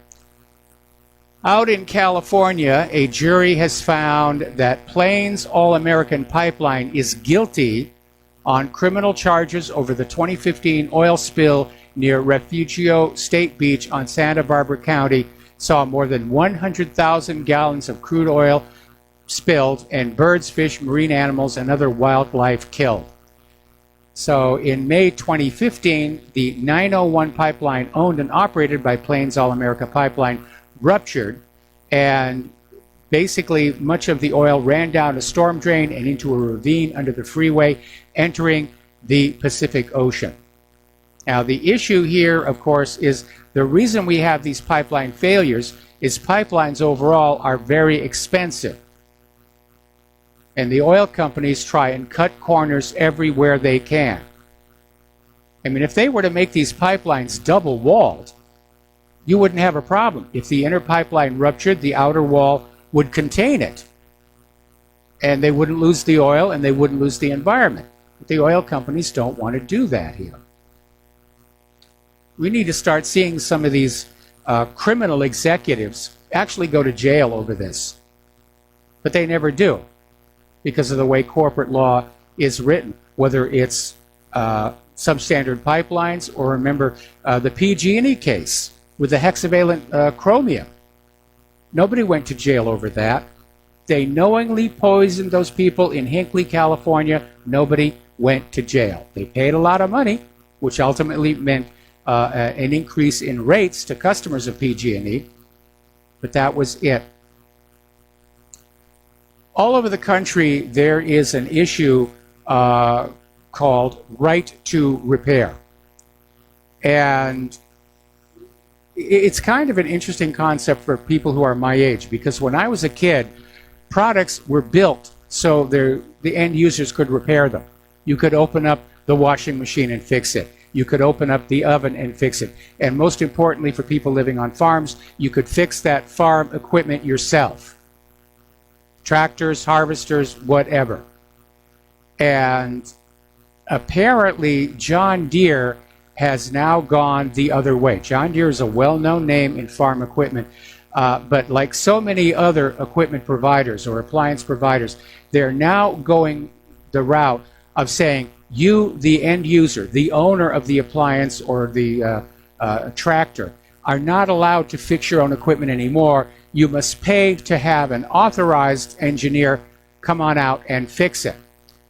And out in California, this farmer lobbying group, the California Farm Bureau, which is supposed to be lobbying in the best interests of the farmers, basically went along with John Deere and said, yeah, we're going to let you cement your repair monopoly, which is exactly what it is. I remember when I had that Xterra. And when I was growing up, again, we worked on all of our vehicles. When I went to high school, there was an auto shop class, how to work on your own car. And I remember when I was trying to go on in and make some adjustments to the Xterra, and I would go online for instructions, and they'd say, oh, no, you can't do that. Has to go to an authorized service center. And it's just another way of getting money out of you.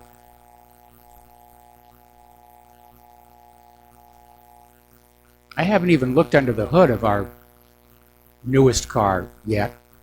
I imagine it's all locked up here. There'll come a day when they won't even let you change the spark plugs, I'll bet you. Now, here is an interesting story. This is coming out of Aurora, Illinois, and it involves a convicted, or rather an accused pedophile, William Smith. He's 28 years old. He was arrested last month following allegations by his then-girlfriend that he had raped her 8-year-old daughter. And the police investigated, and they discovered Smith had child pornography, and he was arrested on 2 counts related to the child pornography and 1 count of child molestation. Now, after he was charged, Smith walked free from the court after the judge controversially ruled that he did not pose a threat to the local community.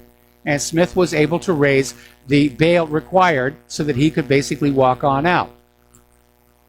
Well, early yesterday morning, William Smith, minus his head, was found dumped on the doorstep of that judge. And I think somebody just sent a message regarding pedophilia and justice. So, okay. Not too long ago, grizzly bears were declared an endangered species. Hunting was forbidden.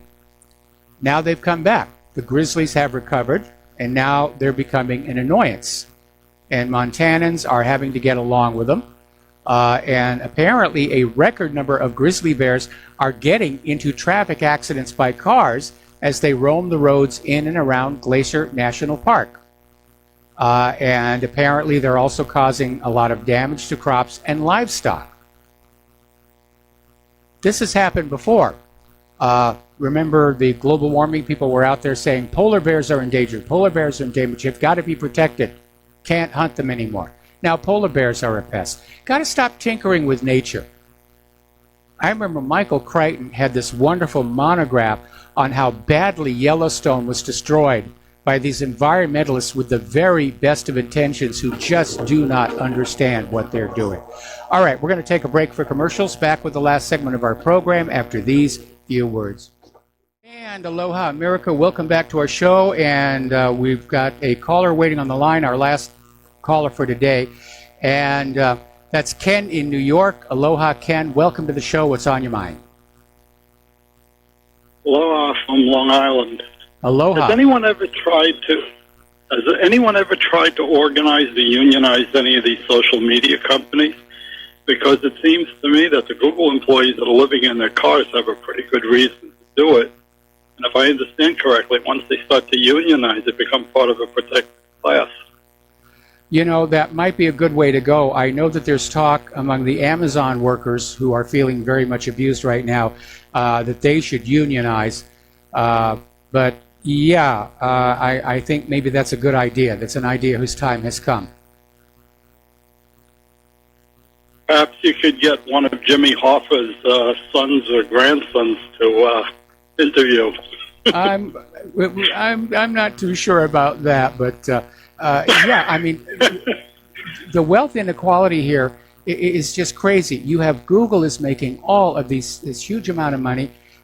Their top executives are living lives like royalty, and their own employees are having to live out of their cars. There is something very much wrong with that picture.